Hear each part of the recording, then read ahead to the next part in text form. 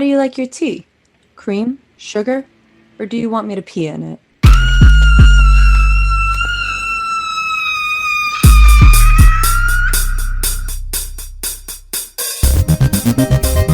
Jason is my son, and today is his birthday. You can have dinner with us. My brother makes good head cheese. Candyman, I get cheese. Candyman, Candyman. We all go a little mad sometimes. Welcome to the final podcast, the last podcast you will ever listen to. We are the guys who bring you the Spooky Pit. We are formerly known as Two Guys One Necronomicon, giving you the best horror reviews you'll ever listen to. And if you don't think that, well, go listen to another podcast. We are your final bros, Brian Hucke and Shane. You know, I eat ass, but sometimes it's like the ass eats me. And we are joined by our Scream Queen, Jen, the producer. And today we have special guest, Scott, Master of the Hunt, Champion of the Shunt, Hucke from Scottslifeofgaming. Scott, thanks for coming on the potty, dude. Thanks for having me. It's a pleasure. You guys ready to do a fucking banger? Yes. No. In case you don't remember, we are doing Society this week, our 80s movie for our Cultathon. Cult Classics. I like Cultathon. That's cool, but it's really Cult Classics. Yes. Thank you for the torture this month. So you're saying you didn't like The Devils and Society so far?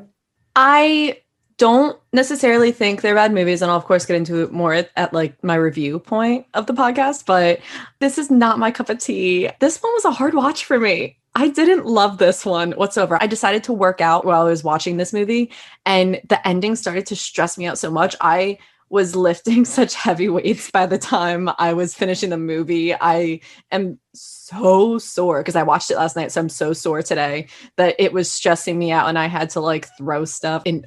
No, get it away. The whole movie made you feel like that, huh? No, just the end. That's fair. No, that's fair. We won't talk about the end yet, but spoiler, I love this movie. Yeah. Well, good for you. So when me and Shane started this podcast, I will be very, very honest. I was looking to do this movie more than any other movie we've done to this point, by far. This was like a pinnacle like movie that I knew we had to get to, just in terms of like the body horror and like the build up to the end. Yes. When we first started talking, we made a list of probably like 50 movies, and this was one of the top 10, I would say, like that we're always like, we have to get to this as soon as possible. For sure. And like we were discussing before we started recording, this really captured body horror in the 80s. Like this is a pinnacle body horror movie in my opinion, because this is like more, I guess, sexual than gory, but at the same time, these effects are insane. There's a lot of ripping. I don't want to get too much into it. There's a lot of ripping. There's a lot of Vaseline. Yeah. It's insane. It reminded me of snails, like snail mucin. They just like secrete mucin. And I was like, oh, they're snails now. It's interesting you say that. It is, yeah. Because that definitely plays a role into this movie. For sure. You're going to have to explain it to me because, again, it was a really hard watch for me and I just couldn't. And the fact that this is the movie Brian will recommend to people, like right off the bat, I don't trust you anymore.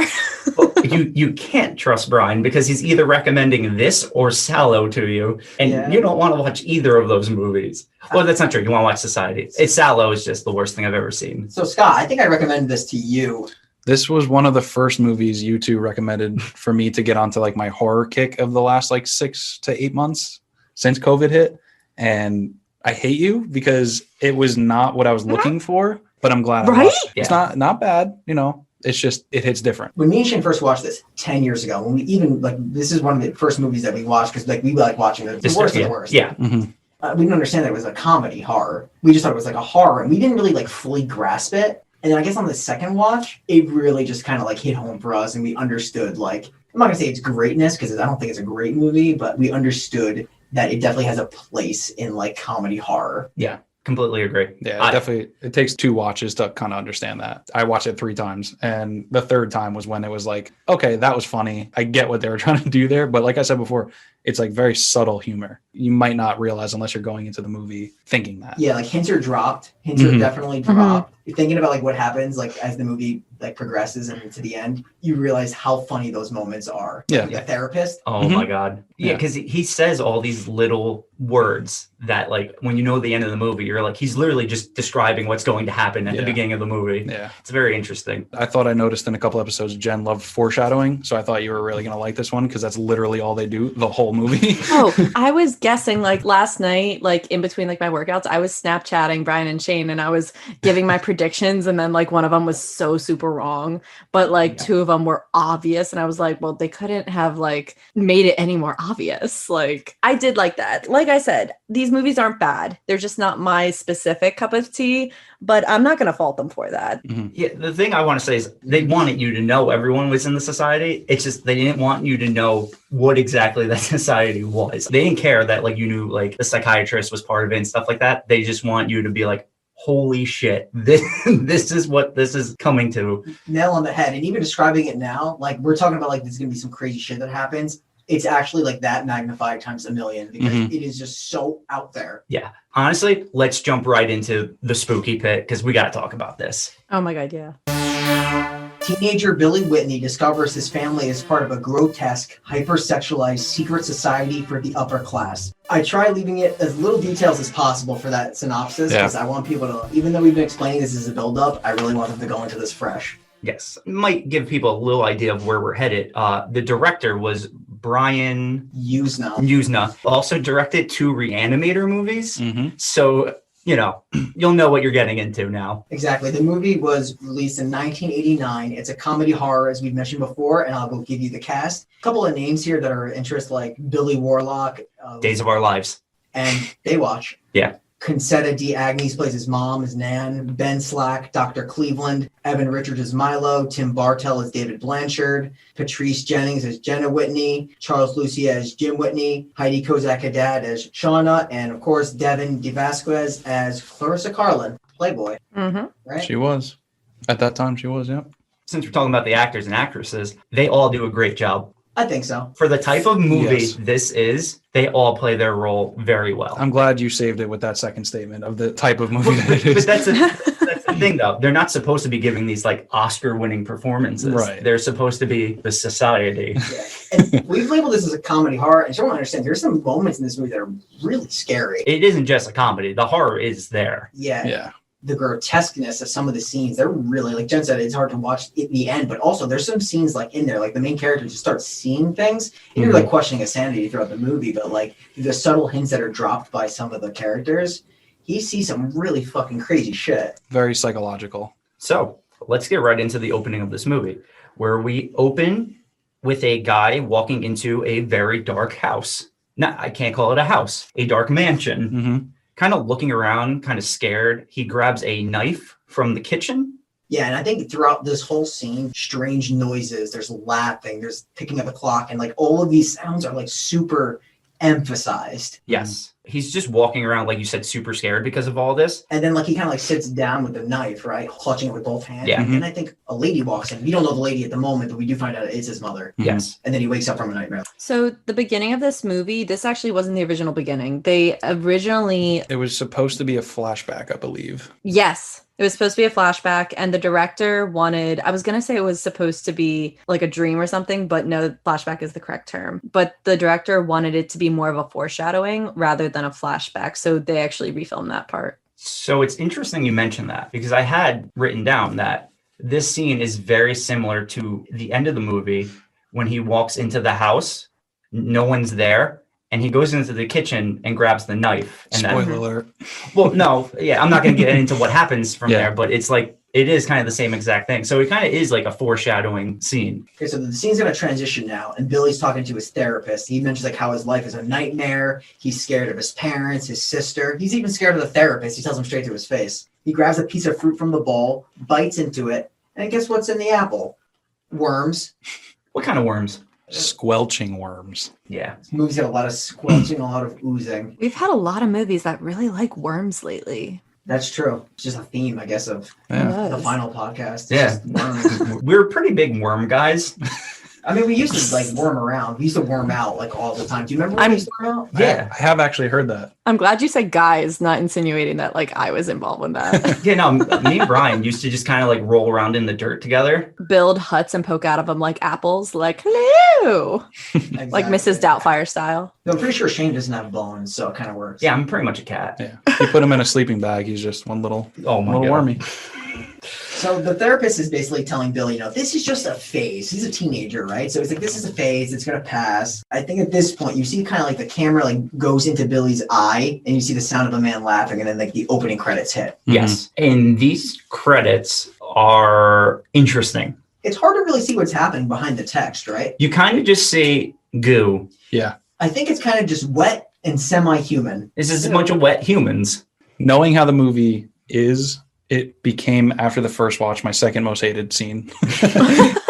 Yeah, because like the music in the background is like this high-pitched woman singing. Mm-hmm. And I think some of the lines she does is, we all sing together. A society will be true. Mhm. Society waits for you. Yeah. A quote, I believe, from Billy was, if I scratch the surface, there'll be something terrible underneath. He was explaining how like he's scared about his parents, like you said. And I think that was just a good foreshadowing, that quote. If I scratch the surface of what is actually going on around me, there will be something terrible underneath. There was. So from the credits, we cut to two dudes just playing some hoops in the driveway. I like how you said dude. This is total dude in total 80s because you have Billy, Yeah. who's got the mullet, he's got the short shorts, Mhm. and you have Milo, who looks like Screech from Saved by the Bell. And they're balling it up. These two dudes are hooping it up. And Billy does a little trick under Milo's legs. It gets a little slam dunk action, very Baywatch style, mind you. I was like 5'6" kid dunking.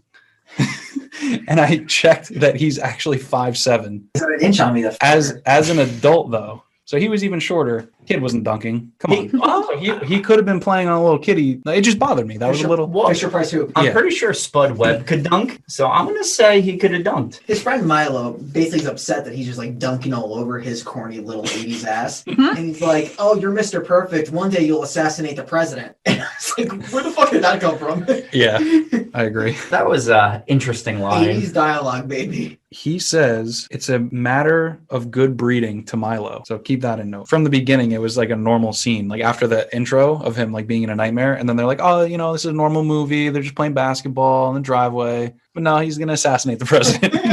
There's like some weird references to government throughout this movie. Not like anything super specific, but there's always like constantly a mention regarding government. And I'm like, I'm confused why this is in here. You think it would lead to something bigger, but all you can think about is that like there's a lot of people in government probably part of society then. Yeah, there is. Oh, 100%. I think they... There's internships in Washington. Yeah, that, exactly. Yeah, that was one of my things. And then plus like the whole debate thing. They have two scenes of them at a debate. So Class president. Yeah. Judge Carter. He's probably the head of the society, honestly. At least this chapter of the society. Beverly Hills. That's Beverly where you Hills wanna be. chapter. So, getting back to where we're at, Bill calls to his sister, who sticks her head out of a window, and he tells her that Blanchard is here. Now, you're wondering who Blanchard is? That would be Bill's sister's ex-boyfriend. Oh, yes. And Bill's going to get rid of him. But he's not going to get rid of him right away, because first we have to see the sister in her underwear trying on a pink dress and some high heels. If I'm not mistaken, this whole scene's got like this peaceful music that like turns ominous on like a whim and then goes back to peaceful again. It's very interesting how the tone constantly changes. And then she notices she has one earring. She's looking for that other earring. Where is that earring, guys? It's on the ground close to the closet. She goes to grab the earring and out jumps Blanchard right out of the closet, puts his hand over her mouth, and brings her down to the bed. This is something that Shane would do in the red light district. I have please explain to me for the scene Please explain to me. how he was just outside and somehow was already in their house. Because from what he was saying, he was at the gate. We cannot underestimate the power of teleportation in the 80s. A lot of sci-fi in the 80s. But if I know Blanchard like I think I do, he's kind of a super sleuth. So he definitely would have been able to get from his car to that closet within a matter of seconds. I believe the van pulls up as they're starting to play basketball. Yeah. I think it's before the dunk. Then they have their little BS. But yeah, then they notice the van, which was already empty. Then he talks to the sister. I'd say at that point, like if he's in the house, you can get upstairs quietly and then into the closet. It might check out. And I'm going to say, since he was dating the sister, he would know the layout of the house. So he knows where he's going. You're thinking secret door. No, not even I necessarily. think they're rich. They probably just leave the front door open. I think that he legitimately may have made it up there in 30.3 seconds. They probably have a back door. And honestly, like everyone kept their doors open in the 70s. Like, even though there were a lot of serial killers out, no one really cared. Every door was unlocked. I'm going to say there was a secret door that led from under the estate and up into the closet where he is. Straight into the closet, right? That's more reasonable because I don't think Blanchard would go through the back door because he hates that. He's not a back door guy. I know David Blanchard, and I think I know him well. He has my business card, and I have his. He's always a subterranean kind of guy. He loves the dirt, and he loves to go underneath. He's probably cultivated this passage for quite a while, because I have a feeling he spied on her when she was sleeping. He's also, like Shane said, a super sleuth. This guy's a future detective. We'll find that out later on. So, getting back to the movie, and not all about David Blanchard's super sleuthing, once he jumps out and, like, scares Jenny and says he like really needs to talk to her, that's when Bill comes in and instantly kind of like pins him down and stops this from happening. Which was also very fast. He got up there very fast. I think it's just a fast house. We're just dubbing it Fast House. Yeah. Okay. It's Quick House. What are you gonna do? So Billy brings David down the stairs as the parents are coming home, and they basically are like, you know, David, you should stop bothering our daughter. They don't want him around her daughter. Doesn't he warn Billy? Yeah. At this point? Mm-hmm. He tells Billy, he's like, you know, I just had to talk to her. She's been playing games with me, and he knows there's something funny going on. At this point, Billy's just like, you're just a freaking idiot. Yeah, like you broke into my sister's closet. Like, you know, get the fuck out of here. I think Billy escorts him out of the house. He's not buying it. The father looks at the daughter and says, I thought we weren't seeing David Blanchard anymore. And she's like, Daddy. She's not. And her mother mentioned like she should be getting ready for something, a special event, because Judge Carter's going to be there tonight. And I think this is referring to her coming out party. Yeah, it's the coming out party. And if I'm not mistaken, and I kind of did a little research on what a coming out party is, it's a socialite event where someone kind of like is now like ready to engage in like, I don't want to say the word society, it's super corny, but like come out and engage to like, she's opening herself to dating, she's opening herself to like the world in a way. I took it as like something from like medieval times where you would present the daughter and then the suitors would come in and be like, can I have this dance? And then she would pick one. No, that's kind of what it is. Okay. So people still do that. Some cultures. Jen, have you ever been part of the coming out party? No. Is it specifically to girls, or can guys come out too? I don't know. They're a part of it. Yeah, I mean, if you can get it up, I mean, I would love to know if people can come out, because I've been trying to come out. I just don't know where the out is to come from. Yeah. I just took it as they were like being shown as adults now. Almost like in the Catholic religion confirmation, even though you're like 13, you're now an adult. Bar mitzvah. Bar mitzvah. Bar mitzvah, yeah. right. So Bar and ba. But no, you're absolutely right. that's kind of what I was thinking. It might be for guys referred to as something different, but when I asked specifically about the coming out party, they refer to it as just for women, and they call them a debutante, where the young woman of aristocratic or upper class family background who has, as you guys said, like presented to society and sees like various suitors. Yeah. Okay. Makes sense. We had the right idea. But now we're going to cut to where things get interesting. So once David is out of the house, it's now Billy's job to zip up his sister's dress like any good brother would. Mm-hmm. The problem here is when he zips it up, her back pulsates. That's exactly the word I would use to describe Yes, it. that's actually what I wrote down. Okay. It looks like a heartbeat in her spine. Mhm. Yeah. And it looks a little moist. She's a little wet, and I thought there was a little sweat or a little Vaz there, a little Vaseline, but it's not. She just got out of the shower. Oh, yeah, that does make sense. Okay. Really? That's what we're going with? The shower? She says it. I don't know if she's lying. But No, she says that she's not going back in the shower, I believe. which would have He meant she showered already. Okay, all right, that's fair.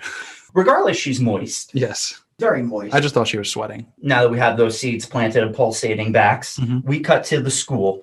It looks like a little debate's going on. And the debate is between Billy and a new character, Martin Petri Dish. And he's your favorite character, Martin Petrie. No. And this guy's just a fucking class act all the way, just super class. And we're talking about higher society here, right? So you got to kind of be a little top draw. Yeah. The debate opens up with Billy's cheerleader girlfriend, Shauna, giving a little rah, rah, rah to, get the crowd pumped. specifically about Billy. Yeah. But not the school, not anyone else. Just Billy. She Yeah. literally gives him a hug, a kiss on stage, and then tells every other girl watching to eat their heart out. This gets interesting with her now, though, because the first debate question is about dress code. And Billy's got to answer first. And I didn't know this girl's name at first. I know her name throughout the movie. So I refer to her as Basic Instinct. So this girl is sitting middle of the auditorium and literally just spreads her legs Basic Instinct style open for Billy. So then he's trying to describe how dress code is good, even though that's not his position on the matter. And Bri, I want to ask you, how would you handle this situation? I like to think of myself as a scholar. Now, I was homeschooled my senior year of high school, which I'm assuming that Billy is in. But I would have handled it with grace, class, and it would have just been an absolute testament to higher education. Even getting Basic Instincted. I mean, I would have definitely done something with the Playboy model afterwards. But Yeah, grace, class, and a little bit of that ass. hey, There you Nice. at least one of us in here is eating it. You mean Shane, right? Yeah.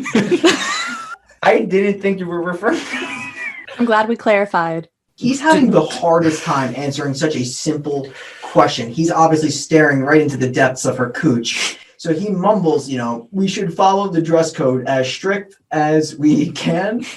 And then I think his girlfriend gets super panicked. That's what I was gonna bring up, yeah, because that's why the girlfriend played a role. She bangs her book to snap Billy back into life. It's like he's in a spell. And he's like, "Oh, we shouldn't have a dress code." It completely changes the response. Might I add, that was a weak ass book slam. Yeah. Yeah, It was you can get a good textbook slam on another textbook or on a desk. That was flaccid. That's how I That describe is a that. great way to describe it. Great description. Watch it again, you'll agree. So after Billy snaps out of it, states his new position, the moderator leans into Billy. The moderator is Milo, right? That is correct. Okay. Mhm. So Milo leans into Bill and he's like, "Dude, trust me, Basic Instinct is no good. She's bad news." He looks back and she's gone. And the guy next to her is also gone. The guy sitting next to her is actually a pretty big role in this movie. We cut to therapy again. Everyone's favorite part of the movie. Now he's telling his therapist how he nailed the debate, how he nailed the basketball game. It all went great. He even bites an apple and it's wormless. He's crushing it right now, And puts it back. which is kind of unsanitary. It's The rude. kid just loves apples. Yeah, but not enough. Yeah, enough to take one bite, not enough to finish it. So he kind of explains a little bit of history with him and his family. He doesn't talk to them and they don't talk to him. It's all good except for a little incest and psychosis. It works. And then he kind of gets stern with him. He's like, "Do not waste my time, boy." And Billy's like, "My parents, they don't approve of me. They don't approve of my friend. They treat me different than my sister." And he even says, he's like, "I think I might even be adopted." Because the whole idea is he thinks everybody's fucking strange. Everything's super suspicious. And he's just an outcast almost. Yeah, he even says, they don't look at me like they do Jenny. He's like, "My parents don't even look like me. Mhm. Maybe I am adopted." Therapist writing this off as paranoia. He's like, "You really deserve what's going to happen to you." Mm-hmm. I'm glad you said that. And it's weird because they're sitting super close to each other. I think he even has his arm around them at this point. He's like, "You're going to make a wonderful contribution to society." And this is what we're talking about. All these little foreshadowing hints at what's to come. Bill also says he feels alienated. Just keep that in mind. So now we go back to home and Bill walks into his bathroom and this is where things start to get really weird. I don't know if we mentioned this on the podcast yet, but Bill's sister has this thing where her tits and her ass are on the same side. Mm-hmm. It's kind of terrifying. This scene was the scariest scene, in my opinion, in the entire movie. Even scarier than the end. This scene wasn't in the movie. This That's scene right. was added in because the director thought it needed a little bit more of shock factor at the point of the movie that we were in. I guess it's a little bit more setup too, but yeah, it's terrifying. So he's looking for lotion in the bathroom. You can see kind of through the glass pane of the shower. His sister's in there, but upon closer look, his sister, like Shane mentioned, it's like her body's contorted so that her ass and tits are on the same side. Yeah. Which, listen, guys, I'm the furthest person you'd expect from knowing the human anatomy, but I feel like that's just a little off. Shane, your take? No, I'm actually going to agree with you. Shane, boner check. No, we're good. We're still good Okay. right now. Okay. I don't know if Bill was okay though, because even though he's seeing this, wouldn't you call to your sister instead of opening the shower. I mean, I don't have a sister, so I would like to clarify, yes, before you open a door, you knock first. It seems like he has a good relationship with his sister, though, more so than the parents. but that's what I'm saying. I still like if I had a sister, I wouldn't then open the shower door to check. I guess that's fair. It's different between a guy and a girl. It's like me and my brother, we're total fucking dogs. We're bros. We just fucking shit piss in front of each other. Well, no, I get that. Like if my brother's in the shower, I'll go in and take a piss real quick. That's not a big deal. But like, You actually look for a little more, though. no, I'm not society. I think Shay means to say you don't just open the door, like you make yourself known that you're Yes. there first. Mhm. Well, no, Like- but what I'm saying is like I wouldn't like while I'm peeing slide the shower curtain and be like, sup. No, I know what you're saying. Knock and then open it before she answers. Yes. Well, yeah, I'd be like, hey sis, are you all right? And then open it. No, I wouldn't open it. Oh, you just wouldn't go for the open. See, I would knock, be respectful, but then open it before she replies. What if she says don't open it? Then, I mean, you already opened it at that point. Pandora's box is open, and you're going to see tits and ass on the same side. But he doesn't see that, because she opens it herself, and her tits and ass are actually concealed by a towel. Yes. And she's like, get out, Billy. So then the scene's going to transition. Billy's heading to the beach. And this is like Bev Hills Beach, so this is sick, dude. Stops in the yard. His family's with the gardener. The gardener has like this glass dish, right? And I'm pretty sure he's working with slugs. It's just a plate of slugs, which is why I said it was interesting what Jen had said earlier about the snails and the slime, because they have a dish of slimy slugs. Yeah. And his dad's like, look at my boy, the new student body president. And his mother's like, oh, I'm super excited for their party next week for Judge Carter. And he's like, listen, folks, I'm going to the beach and I'm probably going to be out after. And don't wait up for me. His mother's like, don't be late. You need to be home at a certain hour. And he walks away super awkwardly. His parents comment on the gardener working just the finest crops. And like, all that's in the dish, from Billy's perspective, is just a bunch of slugs. So like, why are they talking about how great the crops are? It's just a bunch of worms. What good crop we have this year. Yeah, and I'm assuming, do you think I'm right, Scott, that they're referring to crop as the slug, not the Yes. actual plants? Because he's literally picking them up with chopsticks, and Yeah. he's acting like they are very valuable to them. It's weird. You can view this from two different ways. You can view this from like, okay, this is clearly fucked up. Like the slugs, I mean, give me a break. But you can also view it from the point of, and this was Scott mentioned about the psychological aspect of this movie, like you could think this is all in his head. Mhm. Exactly, because you've already seen him bite into an apple and see worms. So it could just be he's imagining all of this. Right. But what he doesn't imagine is when he sits down in his Jeep, he sits on a Ken doll with a screw in its head. Yep, right through his brain. Scene's gonna shift to him making out with his girlfriend at the beach. She wants to be invited to, what's his name, Ted Ferguson? Yes, Yep. that's right. She Ted wants to be Ferguson's invited party. to Ted Ferguson's party. And for some reason, they were two of the only people out of the very few that was left out of being invited. I actually love this scene. Boner check? No, not for that. I love this scene because you see these two young kids going fucking Navy SEALs crawling past them. Right next to them. Yes. And then like just spraying suntan lotion all over her. And Well- I'm just like, who does that? Yeah. She Yeah. deserved Well, it. first, like you see, like after they're crawling, you see a hand slowly reach up and grab the suntan lotion. Fun thing though, like one of these kids is the director's son. Oh, really? That's nice. Mhm. Little Yeltsna, huh? They go, die alien scum. Mm-hmm. Keep note. You might be onto something there. So Billy's gonna chase the boy down for the lotion. He trips up onto the sand. He looks up, and as if like looking out onto the horizon, the sun in his eyes, but just glistening over this lady's body, is the girl from the debate. And she's holding his lotion. Basic instinct girl. Yeah, Basic instinct yes. girl. Mhm. Yeah. And then, oh, she's so silly. She squirts it in his face. Yeah. Nails him right in the face, laughs, and is like, don't get too hot. She hands it back to him and just walks off. And then Billy starts to walk himself and he bumps into the Glamazon. That's something. I don't know how to describe this woman. She's big. She's mannish. And she likes to eat hair. Yes. Big into the hair. We don't know that yet, though. We don't, but I like throwing it out there just so the people know. This is a hair eater. He looks and there's like a tent off in the distance. First off, who brings that size of a tent to the beach? That's so excessive. But that's apparently where Ted Ferguson is having some sort of beach party. He's never not partying. I mean, let's just be honest. Ted Ferguson, he's just hot. He's a hot guy. This is the guy you want to be in the 80s. You want to be Yeah. Ted. So, like, yeah, he's going to approach Ted. He's with Petrie. They're boys. He's the other candidate that was in the debate hall when they were doing it in the auditorium. Ted tells Billy, he's like, Petrie was made to lead. We're not going to rig the election because they don't need to, because they don't lose. They mention the party too, and they basically tell him no. Right? Like, yeah, Ted plays super dumb. He's like, when he's asking him about it, he doesn't really say anything. Yeah. All the kids are laughing. So obviously he's holding something back. And I think he's trying to fuck with Billy. He's like touching his hair and shit. And Billy's like, it's not taking it. He's just smacking his hand. Because Billy, he's a tough guy. if there's one word to describe Billy, it's tough, especially with a lot of what happens in this movie. Sean is gone. He's leading that conversation with Ted Ferguson. He's walking back. He runs into Mr. David Blanchard. And he tells him, he's like, listen, we got to talk in private down by the pier, and it's very important. So now the scene's going to cut again. Jenny is walking up to her dad and Judge Carter and tells her father something happened to her earring. And Judge Carter is kind of creepy, in my opinion. Like, he kisses her on the hand, asks her how the newest member of society is this afternoon, assuming that was when she was reintroduced at her coming out party. Her father notices something is caught in the earring by the class, but the scene is going to cut again. Yes, we go back to the beach. And now David is telling Billy how he has bugged his sister's earring and has bugged his parents' car. He has this whole suitcase. This is why I call him the super sleuth. Just recording devices and tapes and recorders.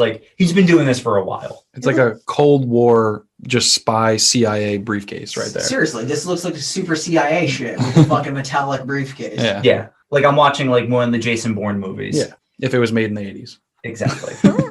So Billy obviously is very upset. He's pushing Blanchard up against the pier, but Blanchard's like, listen to what I have on the recording. So he listens to it, and you hear Billy's mother on the recording. She's like, I remember my first coming out party. And then you hear Jenny come on. She's like, then you can do it with women as well as men. And his mother's like, of course you can. Billy's looking super confused, and his father pops into the conversation. He's like, you know the schedule. First we dine, then copulation, someone your own age first, then with your mother and me, and then comes the host.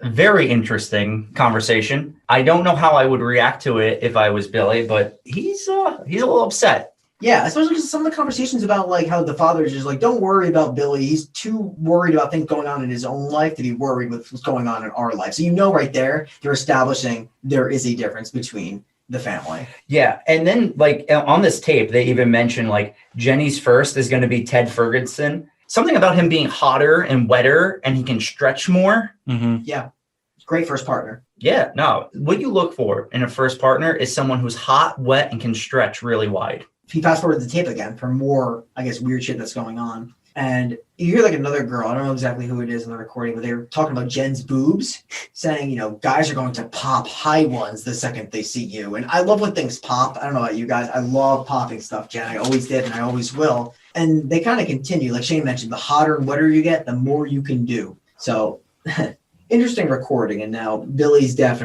he's getting a little suspicious. And I believe this is now when we cut back to Jenny, Carter, the parents, and Judge Carter has officially found the listening device in Jenny's earring. Either him, I think it's his father, mentions that, David is very good at electronics. That little son of a gun. They automatically know it's David that planted it. There's no doubt in their mind. Blanchard and Billy they're listening to Jenny moaning on the tape. She appears to be having sex with Ted. So this is my question here. Ted starts screaming throughout it. Oh, yeah. So are we assuming that's Ted? Yes. I think so. This is my question to it is, was Ted not part of society and he got integrated in? Or is that just the sounds they make in society when they... I'm going to say no, and I'll tell you why. They mention Ted will be her first, and then they say something about a host. So my thoughts were the host is the person screaming. Yeah. That makes sense. That's how I thought of it. Okay. Do they refer to Blanchard as the host in their party scene later? How do they refer to him? He is, but they don't. They don't, yeah. I was just curious. If so, that would go with what you just said. Yeah. So after all this, Bill takes the tape from Dave, instantly goes to his therapist, which is the worst idea. He doesn't know that. He doesn't. He doesn't do it in the smartest possible way. No, because he's begging his therapist. He's like, please listen to this tape now. Please listen to this tape now. But he won't listen to it. He basically is saying he's not going to listen to it with Billy there. And then that raises 1,000 red flags for anyone. Mm-hmm. I agree. I have no idea why he would leave the tape with the therapist. Yeah, and then he just leaves. He leaves the tape with him, and he leaves. And I'm Common sense, man. Yeah, I'm like, oh, that's so dumb. It's like he's in a movie or something. Yeah. I just don't get it. So now the scene's gonna cut. Billy is telling Shauna, who's his girlfriend, he heard something yesterday at the beach involving his parents, his sister, Teddy Ferguson. She's like, he's not inviting us, isn't he? Meeting Ted Ferguson to that party that she cares about more than anything else on this planet. His girlfriend is just a complete buffoon. Yeah. She's the worst character in this movie. She's just classic, like, 80s girl that just tries to be, like, Miss Popular. Yeah. She's just the worst. Continue. So, I just need to get that off my chest. No, that's fair. They're arguing. He insults her for being too involved with gaining social status, and she tells him they should start seeing other people and leaves. It's the best thing for Bill. Milo shows up, and Billy opens his locker, and he finds like this shrunken head. Yeah. Gives it to Milo, and he walks away pissed. We don't know how it got there. We'll find out. The scene shifts back to the therapist, telling Billy he's worried about him. What he's doing is illegal because he thinks he's just surveying people without their permission. One thing that the therapist says that we didn't say, which is another one of those like subtle meanings, he tells Billy, you have to learn to accept society's rules of privacy. He's the one that's really laying it on thick about the society. Yeah. Mm-hmm. He plays the tape back. The tape starts out with the father telling the family, buckle up your seatbelts. Yeah, the whole tape is completely different than the tape that Billy originally listened to. And then I was just like, oh, I knew like this something like this was going to happen. And you know what? In all honesty, when I first watched this, I'm like, it's Billy. Billy is having some kind of psychosis here. Because where is he just going to get another tape, the therapist, out of the blue, and have his family replay it? Like, it's so weird, but... I think when Billy gave the therapist the tape and when they found the microphone, I think that was the moment that they chose Blanchard. Yeah, I could see that because originally it looked like they were trying to throw him out and just, but since he was like that thorn in their side almost, they're like, this is the guy. This is the guy. This is ours. Jenny and her mother on the date, they're discussing how she can dance with anybody she wants to at the coming out party. Father chimes in. I love these lines. First we dine, then introductions, then you'll be presented. Like, I love the talk of this. Mm-hmm. It's so amazing. Actually gets me hard in so many different ways. So the therapist now, he's writing up a prescription because he thinks he's crazy. And at this point, he's grabbing the phone off of his desk, Billy does, and he calls Blanchard. He's like, listen, I need another copy of the tape because obviously this has been overwritten or it's a different tape. So he gets in his car, starts driving. He notices cop cars. There's a car overturned and there's blood scattered all over the street. And there's a body. It's wrapped in white, bloody blanket being put into the back of an ambulance. There is a lot of blood in this scene. Yeah. Like, obviously it's Blanchard, but going through that windshield, like, it looks like he poured every drop of blood he had in his body onto that road. Yeah, there's just like blood and there's nothing like more like intestines or guts, but the blood is... It's just like this huge pool of blood and glass. And then there's nothing on the gurney. So I guess he must have poured it all out on that floor. That's a good point. It's just the body under the sheet. Yeah. And I do want to add, because this is right before the next part. The two guys, when Billy like kind of asks, is he dead? Is he dead? The two guys that were part of the EMT, they just look at him and don't say anything. And then they just throw the gurney into the ambulance and close the doors. There's no one in there. And they just drive away. No, they didn't secure the thing. That was it. They just threw it in. They're like, all right, yeah, we're good. Let's get out of here. Yeah. And then, so once Billy's ignored, he turns around and I guess he's going to look for like the tapes and stuff at least. And they are just destroyed. The suspicious thing is they don't look like accident destroyed. It looks like someone pulled them out of the van and like smashed them. Yeah. And like pulled the tape out of the cartridge. Exactly. As he's looking through this, a police officer comes up to him and he says, you have to get out of here. You can't be here. And he's like, oh, I was meeting him. This is my friend. I'm just trying to, he's like, I don't care. Get out of here. Which is fair. Doesn't he find a tape though? No. No. He finds a recorder. Yeah. The tape recorder. Gotcha. Nothing in it. Finds a recorder, but it's taken from him though, right? Yes. Yeah, the cop does take it. Billy's going to tell his parents of the accident, and his parents have a very interesting response to this. They don't care, like at all.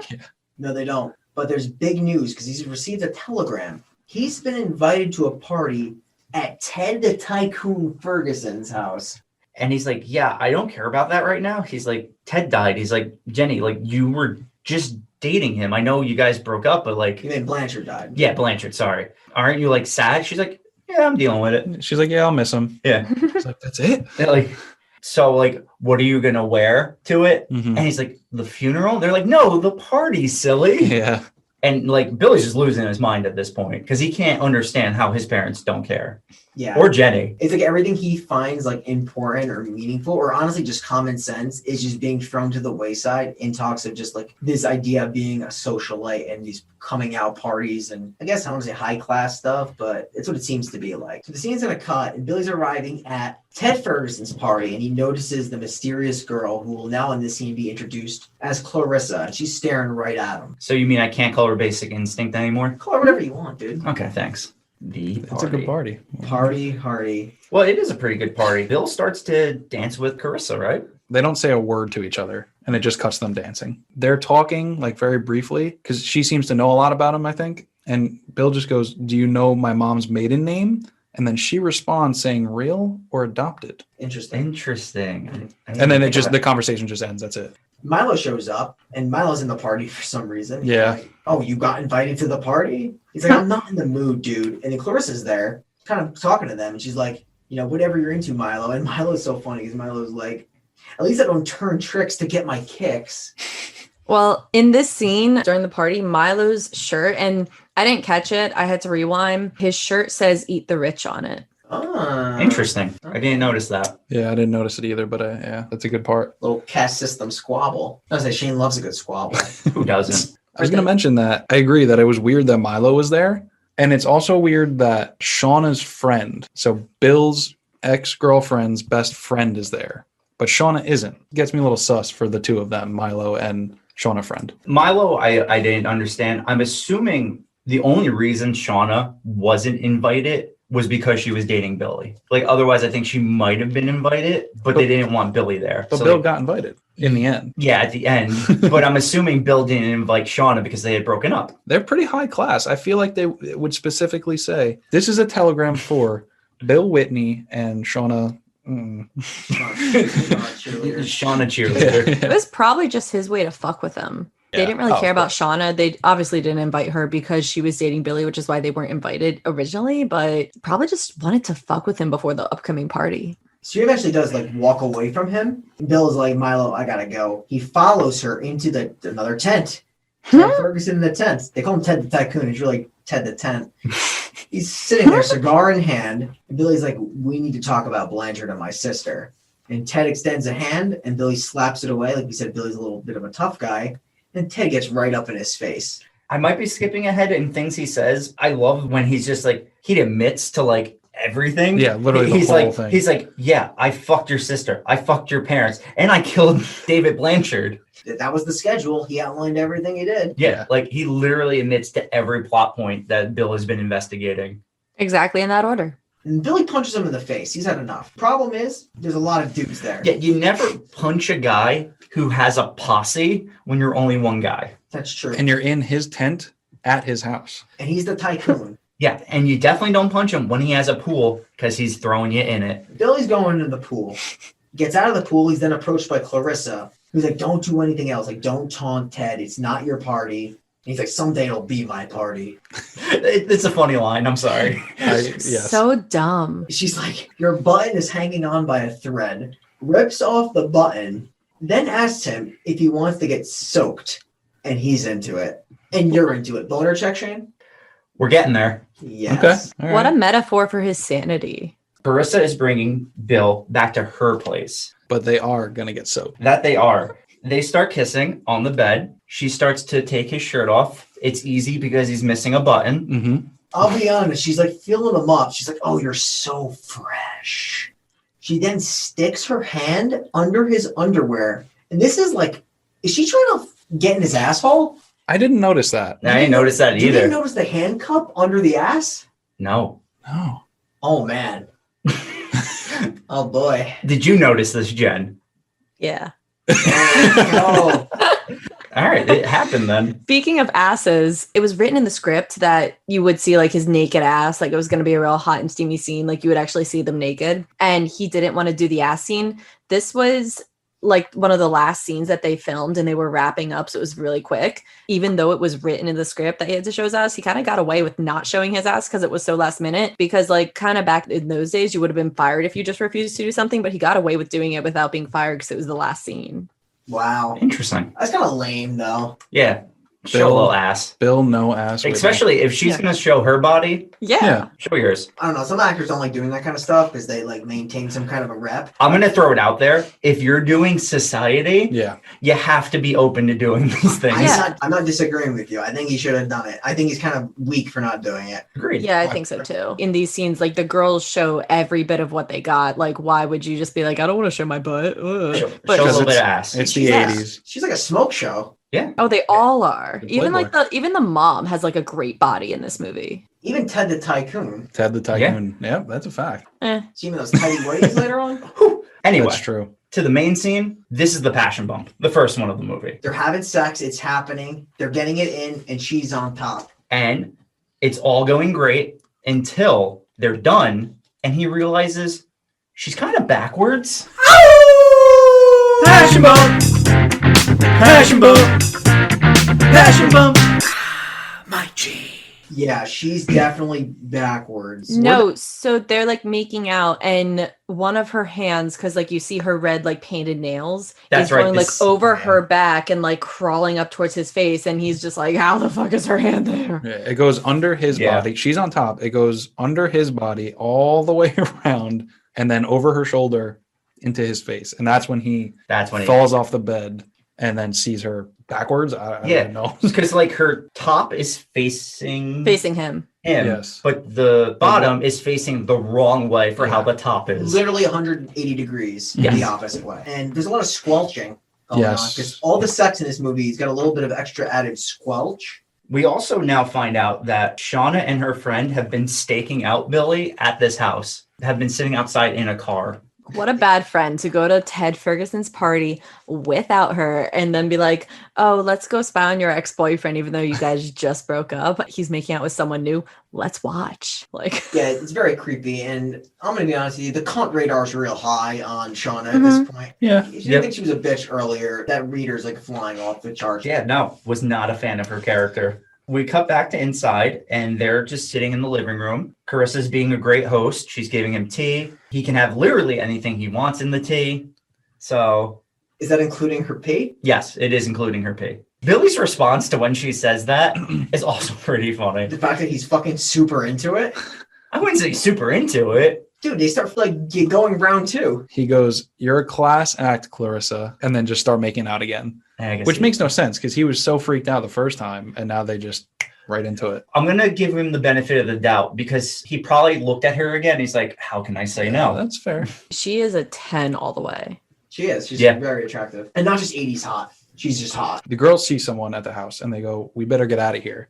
And my favorite quote from Shauna's friend is just a quick, and they book. It was just so perfect, and I don't know why I found it so funny, but if you watch it, it's like, we got to get out of here. And just gone. This is one of those little subtle things that Yeah. work. Like, I have nothing to add. Let's leave. Yeah. So round two, on the couch, they're making out. And then they notice that the fat lady from the beach is in the room with a lock of blonde hair. And that's when you learn two things. One, she eats hair, and two, she's Carissa's mom. Yeah, and it's weird because their relationship's super strange throughout this movie. Clarissa like gets really angry for her mom being home early, and her mother doesn't really say much. And Billy like extends a hand to introduce himself to the mother, and then she starts coughing and gagging up like a hairball. Yeah. And just puts it right there, partner. And puts it in his hand. It's hospitality. Clarissa kicks the mother out of the room. And she's like, Billy, she does things that she doesn't like. So she just doesn't have a good relationship with her mother, who doesn't talk and eats hair. Yeah, I was going to say, you said she doesn't say much. She literally has 0 lines. So now I believe we cut to the next day, and Bill goes back to his Jeep, and this time he finds a blow-up doll with the Ken doll in its mouth. Yeah, and it's interesting. I just want to point out because the blow-up doll's got Clarissa's name on it, and the man doll has got Billy's name written on it. So now, are you thinking the ex-girlfriend did this after seeing what they did last night? Yeah. Yeah, because that's what I was thinking too. And It's speaking interesting, though, how it appears that Clarissa's eating him. Yeah, it does. Okay. Yeah. She's in the mouth. for I sure. like that.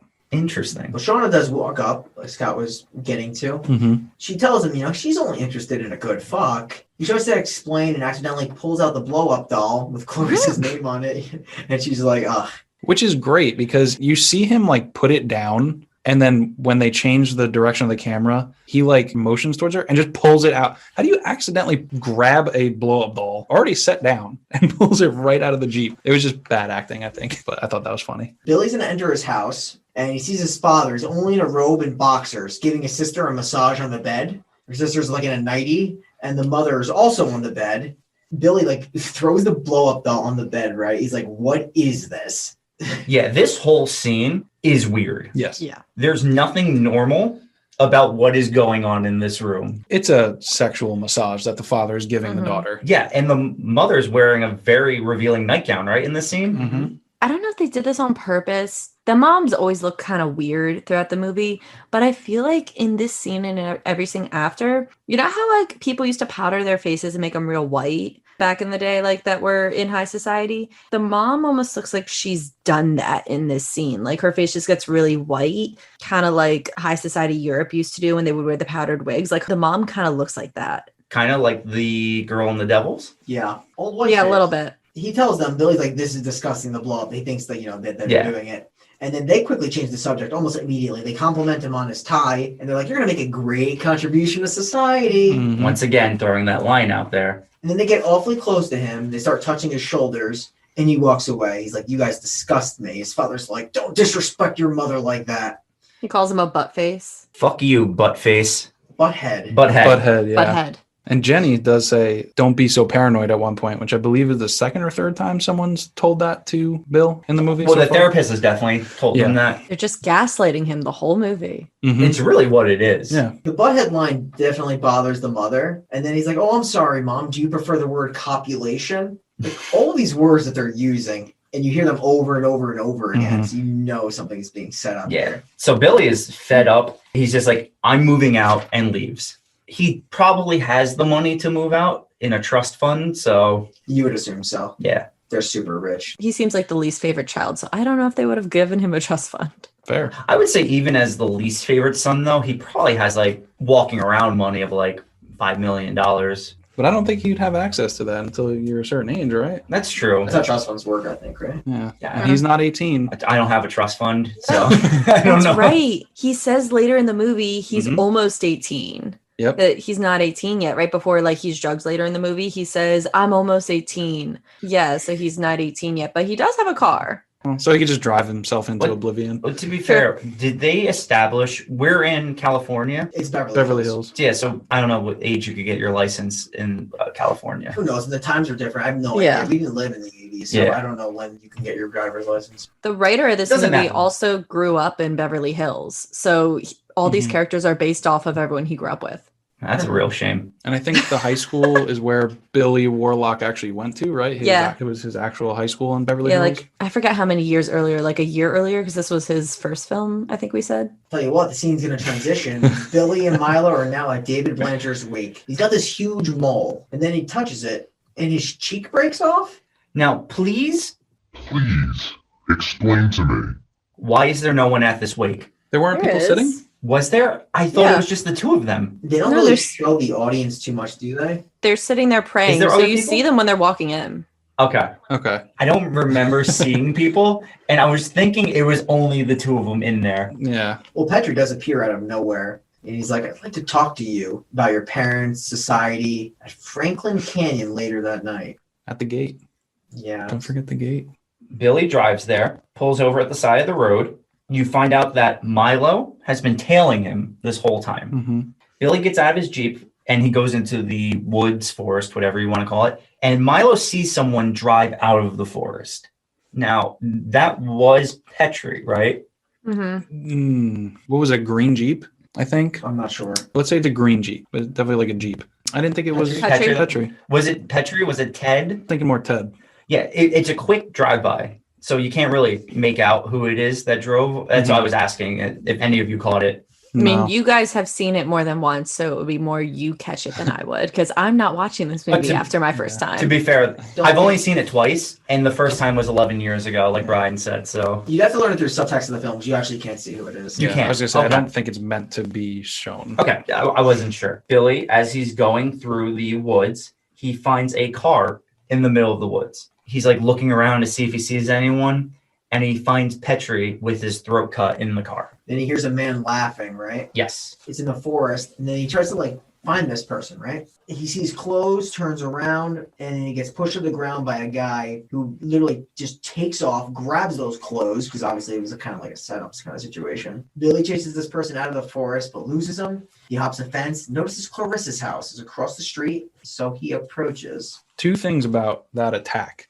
The attacker, he was in like green, you couldn't tell who it was, but he grabs him by the face and pushes him down, just as Ted Ferguson does into the pool. Ted grabs him by the face and just pushes him into the pool. This attacker does the same thing.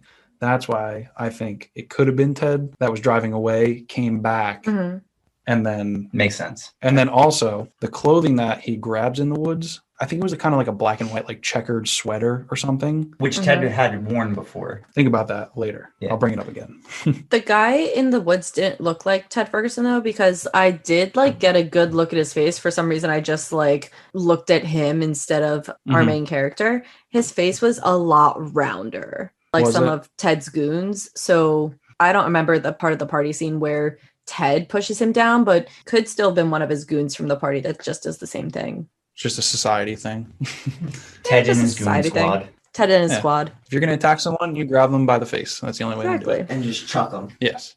So he goes to open the door of Clarissa's house, and it just kind of like opens, but she's there and walks out. And he's like, Petrie's dead. His throat is cut. And she's like, oh, poor baby. I hope he didn't make a mess.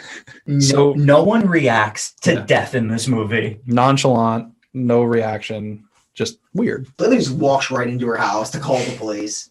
The scene will just automatically transition to him leading the cops and Clarissa to where Petrie's body was, where he saw them previously in the middle of the forest. When he gets there, he notices it's not the same car. He tells the officer they must have taken off with the car. And the cop says, the next time he sees him, it'll be a lot less pleasant. Yeah, the cop definitely frisks him to see if he has anything. They frisk Clarissa. She's like, oh, were you going to frisk me too? Clarissa was weird here too. I mean, it's on par for her. But when the cop's interrogating Bill, I feel like I saw Clarissa kind of laughing at Bill. And then all of a sudden she's up against the car. And then she actually seems like scared. And then she offers to bring Bill back home. And that's when Bill's like, I'm not in the mood. And then she's like, no, I didn't even mean like that. And like she actually seems genuine, like she actually wants to take care of him. Yeah, It's a real weird like flip. knowing where this movie goes, Yeah.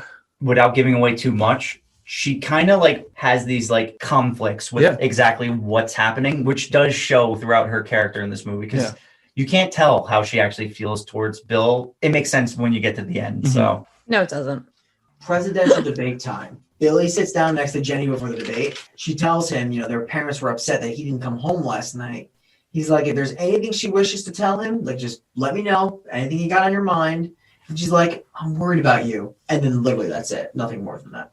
Because they do have a good relationship, but she's obviously concealing something. We all know that. without a doubt. So Billy gets on stage, tells everyone, isn't it strange how Petrie isn't here? He's never late and wins every single attendance award. But wait, he's not here right now because he thinks obviously that he's dead. And then he's like, David Blanchard's death was no accident. Blanchard tried to tell him about the secret society that kills people to keep its existence a secret. These guys killed Blanchard. And he's telling this to an auditorium of what, like maybe 200 kids? Yes.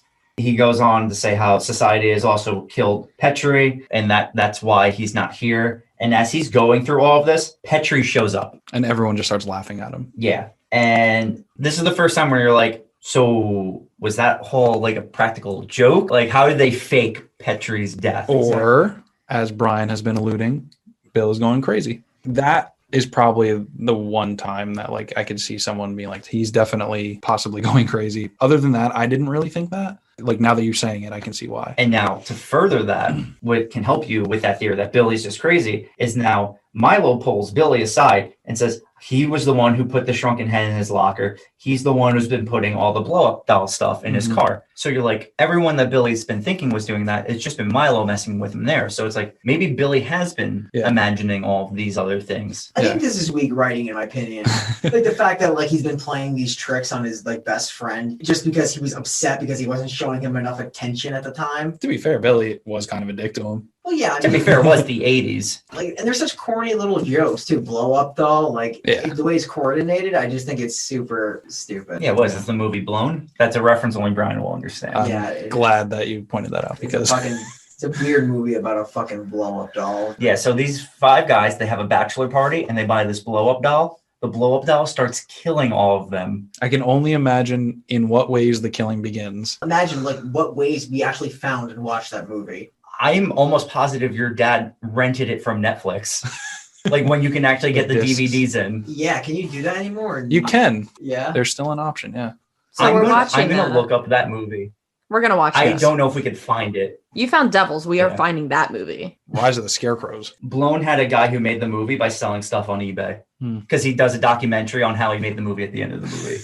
Was it shot better than Scarecrows? No. It's worse than Scarecrows. Really? Yeah. I have to see it now. Okay. I will see what I can do. I have 2 things about the debate as well before we move on. There's like 200 people in this auditorium and they're just like ripping each other apart. Where the hell are any of the teachers or anyone that is not 17? It's a really good point. I assume this school, the kids teach themselves because they're high society. It is Beverly Hills. Like I have heard that they do that. That's interesting. That makes honestly total sense for movies. The 90s, no parents. Yeah. The 80s, no teachers. Yeah, it just gets worse from there. You will never find a parent in a 90s movie. Besides that, if you see Ted, when Petrie comes out and you see him laughing, if you see what's in his hand, I'm pretty sure, not 100% sure, it's the same black and white. You could fact check me on the black and white, but it's the same sweater that was in the woods, which also makes me believe it was Ted in the woods. Yeah, no, that all makes sense. It was the exact same sweater. That's a fact check. Rewound it specifically for that because I was curious. Thank you for making that effort that I did not. Okay. So even though you though, watched it 3 times. The first time was because of these assholes. The second time was just a quick like fly through, and the third time was to take notes. So, okay. But now the important thing to mention with this Milo scene is after he admits to doing all these pranks, Milo also admits that he followed Billy last night and that he saw like that Petrie and Ted set him up. And he's like, this all seems weird to me too. Like, I'm with you, Bill. I think something's going on here. So now we got 2 guys just trying to figure out this mystery. Yeah. Milo's with him all the way. He's a bro. Total dude action right now. he's a dude, bro. He's a dude, bro. Total dude, bro, dude. Billy's gonna enter the house. Milo's waiting outside in the car. His parents, Judge Carter's wife, the therapist, they're all sitting down. And he's not surprised to see them all there. Why would he be with all the strange things that are happening right now? His mother tells him, you nearly spoiled everything. And then outside, Milo notices an ambulance backing up. And that ambulance is there because Billy's going to get subdued. They're going to grab him, hold him down. They drugged him. They hate to drug him, though. Yes, they do. They do mention that twice in this movie. The therapist hates giving away drugs, but he definitely hits him with that injection, that hard sedative. Society just sometimes they can't afford things. Apparently, that's one of them. Milo then sees Billy get stretchered into the ambulance and the ambulance leave. So Milo does the dude bro thing and follows the ambulance. And Milo then sees the ambulance pull into a hospital because that's what ambulances do. And he goes into the hospital and he goes up to the receptionist and he says, I need to see Bill. Yeah, and she's a real fucking bitch. Oh my God. Hot take. Hot steak. It's late at night and she's working a long shift. That's rude. He's just asking a question. He needs to know where his good bud, Bill Whitney, is. And she's just not into having this conversation. Like you said, I guess it's lunch. There's no excuse for a shitty attitude like that. He should have fucking backhanded. It's funny. My God. Jeez. It's funny because she is shitty for like 10 seconds and then that's it. Like there's no more attitude after that, I feel like. And that is because she's part of society. Because as soon as Milo goes over to what is clearly Bill's body underneath a blanket, that's when she comes over and she's like, oh, we know where your guy is. All right. Yeah, I could see that. But if you notice, while she's distracting Milo, they cut to like someone taking the gurney away and then they cut back to them having the conversation. And when Milo kind of like screams in her face and leaves, the body was still next to them. That was just a little mess up that I noticed when I was watching it. I actually didn't notice That's that. a little goof. Yeah, a little goof. I just want to say too, like with the whole thing that they're doing with Bill, I'm surprised they even left him out there. Yeah. Like that was my first point. I'm like, who the hell? Why do you just leave a body like that? So I wasn't sure if that was actually Bill. It might that not was be. left Yeah, there. it might not have been. At least I personally thought like it definitely was. Mm-hmm. I wasn't completely positive just because of Blanchard later. He comes back in an ambulance. So I was curious if that was Bill or Blanchard. I think the hair looked more like Bill's, right? Because you kind of see the dark black hair. What kind of hair did Blanchard have? Was he It was lighter? brown. Yeah. It was like more brown. Yeah, brunette. Light brown. Yeah, it was, right? Yeah. I think everyone in this hospital, at least the ones we see, were all part of society. Mm-hmm. The only reason I didn't even think about that with the nurse, it was just like, I think she was just pissed off that he was like rummaging around. That's the only reason I thought, but I could see that. Yeah, I guess because if she's going to do her job right, you don't want the visitors playing with the dead bodies in the hall. Brian was very harsh. That was harsh critique. Like, do you know how hard nurses work? She may have not even have been part of society. Maybe they just wrote it down in her book. You just lost all nurse listeners forever. No, nurses are very sweet. Don't get me wrong. But I don't think she was a nurse. She was a receptionist. They're all nurses. Yeah, they are nurses. That was a nurse? Well, no, Yeah. the nurses also work as the receptionists. I think they have. Yeah, I guess in that area. I've seen areas inside of triage where there's not nurses working. Look, I still think the problem here is that there was just a dead body laying in the hallway. So No, that is like the main problem here. This is blowing my mind that Brian doesn't know that every receptionist that works at a medical facility has to be a trained nurse. it makes sense. All right, but in any case, it doesn't excuse her from being an employee of the DMV. That was her previous occupation, actually, before she was joining society. That was so She may not even be part of society. Like, obviously the other nurses who took him were, but they could even have just like put it in her book and just like read it off. Like, not everyone has to know about it. You just have to make all the pieces fall into place so no one really figures it out. I'm going to think she's part of society. Okay, no, that's fine. But that's fine. let's move on Understandable. because we're going to talk about this nurse for the next half hour if we don't.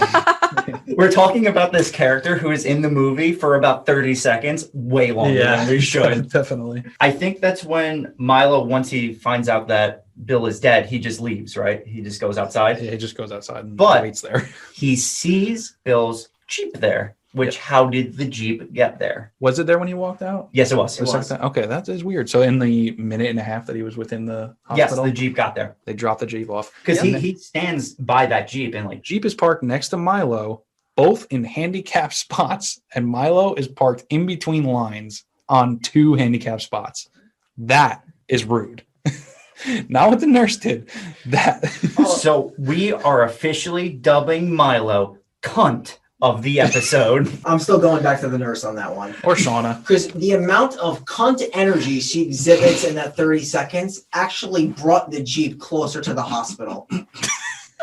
I feel like she squelched it into the hospital parking lot. Now that is fair.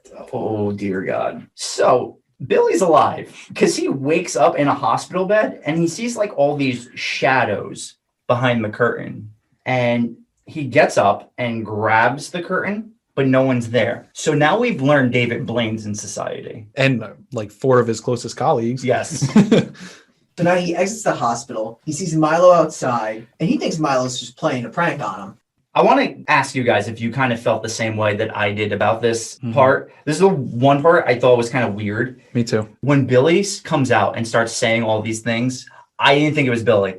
I thought it was a different person. I can agree to that. He was very like energetic, and I thought he could have just been like completely gone. Yeah, I thought they somehow societied him in the hospital. Did you really? I just kind of thought he was either number 1, like hopped up on some kind of medication, or 2, he was just fucking like done with everything. He was so confident that he like won the whole situation. Like he was the winner. Like he got out. He said, he was like, I'm free. Like, what are you talking about? Yeah. And that's why when he was saying that, though, I'm like, maybe he's part of society now. Like, what did you think, Jen, with this scene? I genuinely thought that Bill was drugged up and turned into a member of society. I thought that was the direction the movie was going because I even sent you guys a snap and I was like, my prediction is that Milo is now the main character that we will follow and that Bill is now a part of society. They inducted him. They did whatever. They drugged him to that point. And then when he got to like Clarissa's house and everything, I was like, maybe he just snapped. Yeah. I think that's a good way to describe it. I actually thought the same exact things you thought watching this again. He came out just way too hot. And yeah. Milo was telling him, he's like, listen, Bill, I don't know what you're thinking. Like, this is a setup. Yeah. He's like, they clearly brought your Jeep here. And Billy's like, no, they're just trying to make me happy, and kind of like laughs it off. He literally just up and walks out of the hospital. Yeah. No questions asked. So then he just leaves Milo in the parking lot, drives to Carissa's house because there's nothing else he wants to do except slap her around, which is what he does. Well, he's embracing that new "I don't give a shit anymore" Yeah, attitude. he's definitely doing that. Even legally. He's like, "Where's your mother? Is she in on it too?" He doesn't know, but he just believes now that it's like everyone's out to get him. Mm-hmm. But she tells him not to go home. She gives him a clear warning. Yeah, no, I mean, after getting like slapped like 4 times, she's still very like, please, Billy, don't go back. Because now as the viewer, it's like she knows something bad's going to happen. Like she is actually like part of the society. She knows what's happening, and she's actively actually trying to help him. Like she actually does care about him now. And he's like, "They want me home. Yeah. It's time to party hardy." Which is why now I agree with Jen. Like he's just lost his mind at this point. Yeah. I'm so confused as to why, for some reason, she has sympathy for him. Because if we're to believe that what's about to happen has been going on for a while, why all of a sudden sympathy for just Billy? Because he's Like hot. there was no sympathy for Blanchard. Are you saying Blanchard's not hot, Scott? I'm gonna Yes. go out on a limb and say it's because she didn't sleep with Blanchard. She slept with Billy. Because he's not hot. That's a good point. Well, Billy gave her that good dick. That's honestly what it comes down to. I don't know the faces he was making, and I mean, she seemed to be enjoying it. during Dude, that he scene, did but so good. She was backwards. That's fair. Actually, he's not wrong. Later, we find out that makes sense. That makes too much damn sense. Okay, so moral of the story is Billy goes home, and Milo is still following him around. Because Milo, we said, is a total bro. Also, though, you find out that Carissa's mom is in the backseat of Milo's car because she tries to eat Milo's hair. She just grabs him by the back of the scalp. Milo's just like, all right, you're coming with me. So now we got a new duo.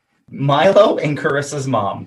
Miss Carlin, Yes. the hair eater. And they leave together. Cut to Billy going into the house. What were you going to say? Can someone Please explain to me. just Clarissa's mom?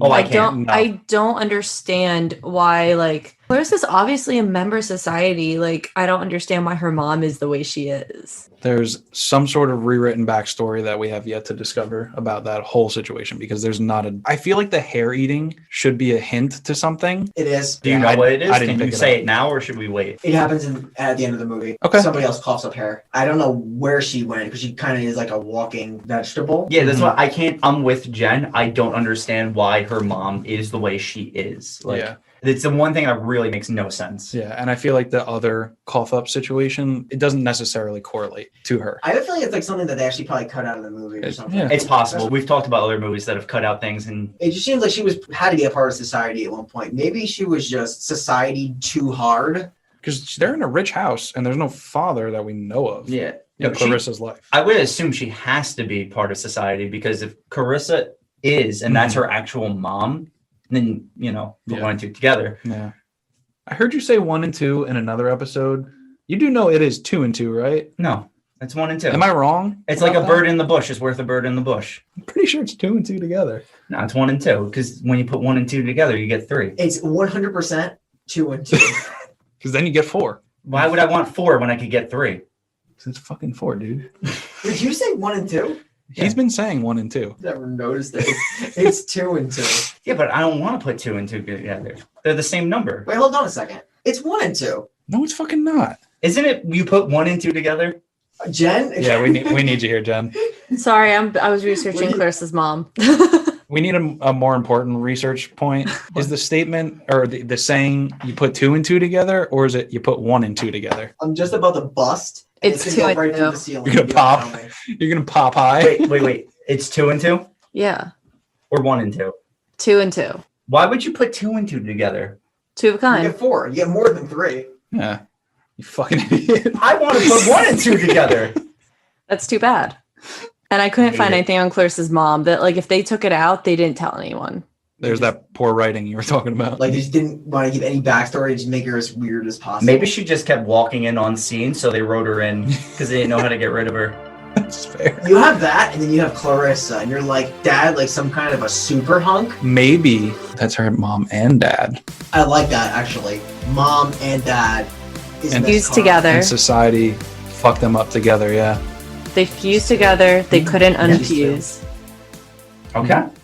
And with that said, where the fuck did we leave off? I'll tell you what, Billy's going back home. He's entering the house. It's very dark, similar to the very beginning of this movie. Mm-hmm.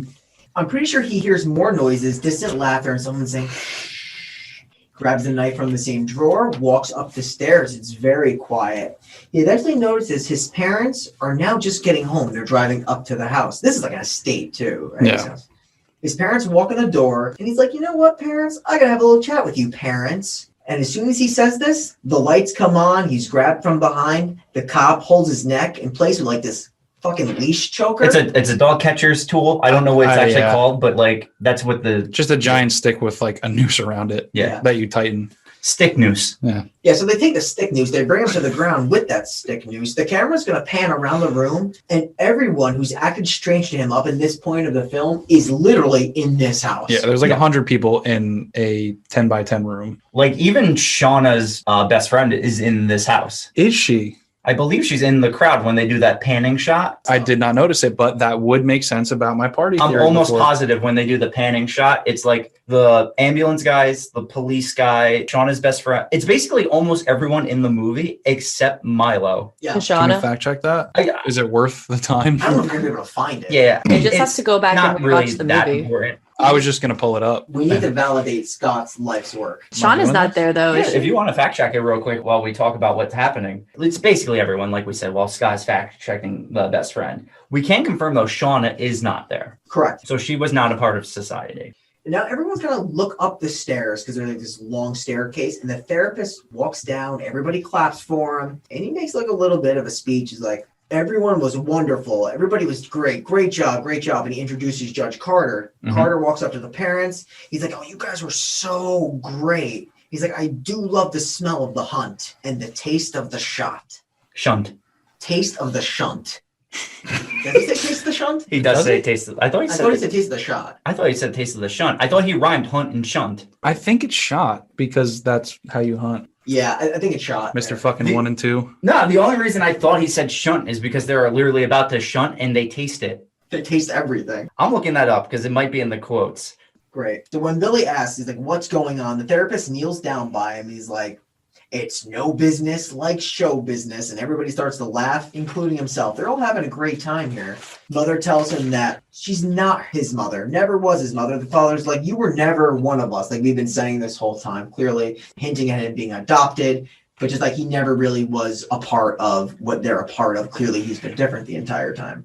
The therapist mentions like you're of a different race, a different species and class from us. You're not one of us. You have to be born in the society. And Billy, he thinks they're aliens. The therapist shoots that idea down, saying that they've been there just as long as he has. It's a matter of good breeding. And might I add that Bill exclaims, "You alien scum." And I mentioned Bill said he feels alienated. And then the kids that are crawling in the beach call Bill and his girlfriend alien scum. So I thought everything tying together just was like a little cool note. They say that they've been here since Genghis Khan and Julius Caesar. They've actually been there like in normal human years. Yeah. Their lineage goes Right. back to Genghis Khan and Julius Caesar. The way I take it is they're not aliens. They're just a species that has always lived with humans, but Which humans have never known about. is alien defined as like outer space? Because that I would take aliens as outer space. I would Okay. take it they've lived on Earth the whole time. so they're monsters. Okay. I don't know. Yes. The base definition of the alien is just somewhere from somewhere else, Yeah. like a foreign. Yeah, person. but in terms of a movie, calling them aliens, it's normally from like outer space. So by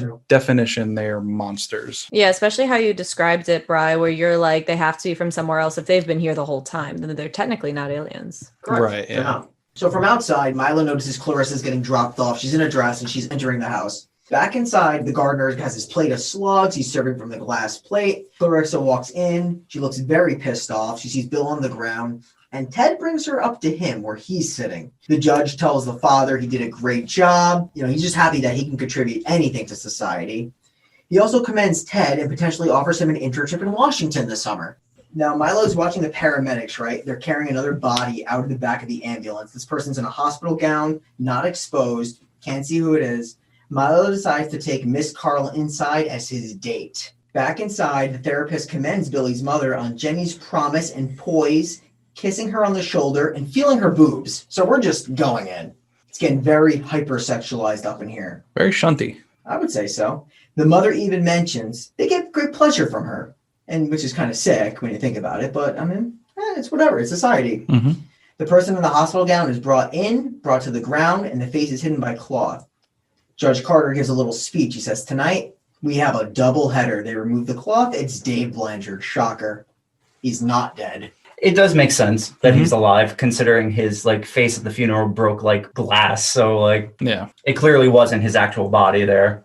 And then I guess that all that blood was not his blood. They're just really good at making fake humans, I think. Well, think about it. They faked Petrie's death with the throat cut. So, I mean, I'm sure they could fake that, especially if the cops are in on it. So it's not like a hard thing to do. Well, that would make Ted Ferguson a fucking liar, because at the party, he says he ran David Blanchard into a pole, and I can't believe somebody would be that deceitful. This is true. That is probably the only thing Ted lied about at that point, because he definitely did the other things he said. The timeline makes no sense because like he left that therapist's house at the scene so quickly. Yeah. How did the therapist call Ted? I mean, it happened apparently, but called Ted, set the whole scene up, and then Bill shows up. But yeah, that's just a little timeline. You're right. It kind of seems like everything was like sped up too quickly to like, I get what you're saying. Just nitpicking. So Carter makes an interesting mention here. He goes, after the first shunting, they'll have that special treat that they've been hearing about. Clearly, they're implying it's Billy. They say like a wonderful specimen that's been raised by Jim and Nan in their very home. And they keep throwing out this word shunt. And it may seem odd to people because we keep saying it and nobody really knows what it means. And we've mentioned it's got a double meaning, the word shunt. It's like a medical term used for like fluid that is transferred to another part of the body. And it also means like casting someone down from like high society downward, like down the caste system, which both I feel work perfectly with this film and why it was used. I think it's a great word. Plus, it's the name of me and Shane's old school band name. It the is. Shunting Rituals. It is. That's actually why they call Shane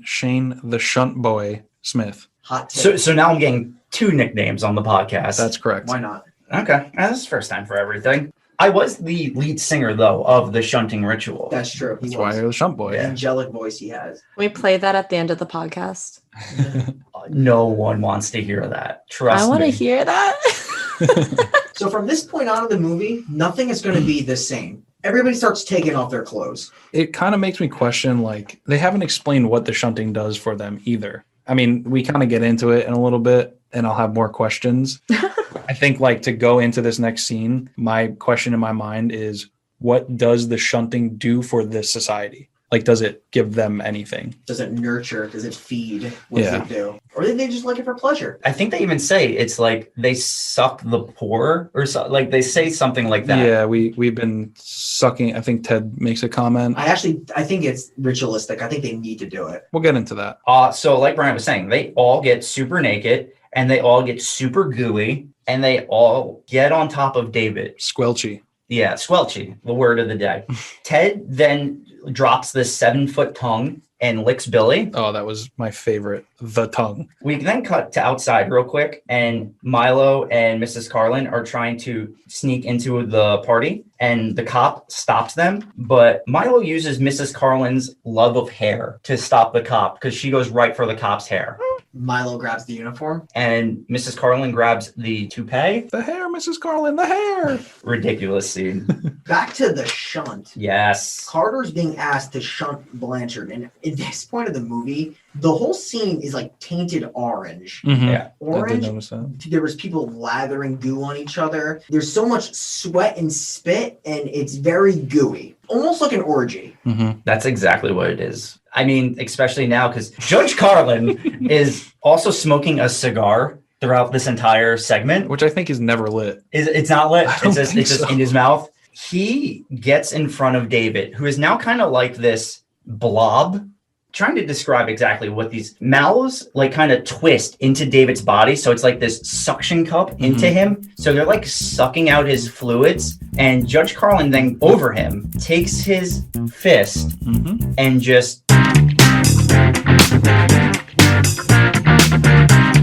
That was the most passionate action.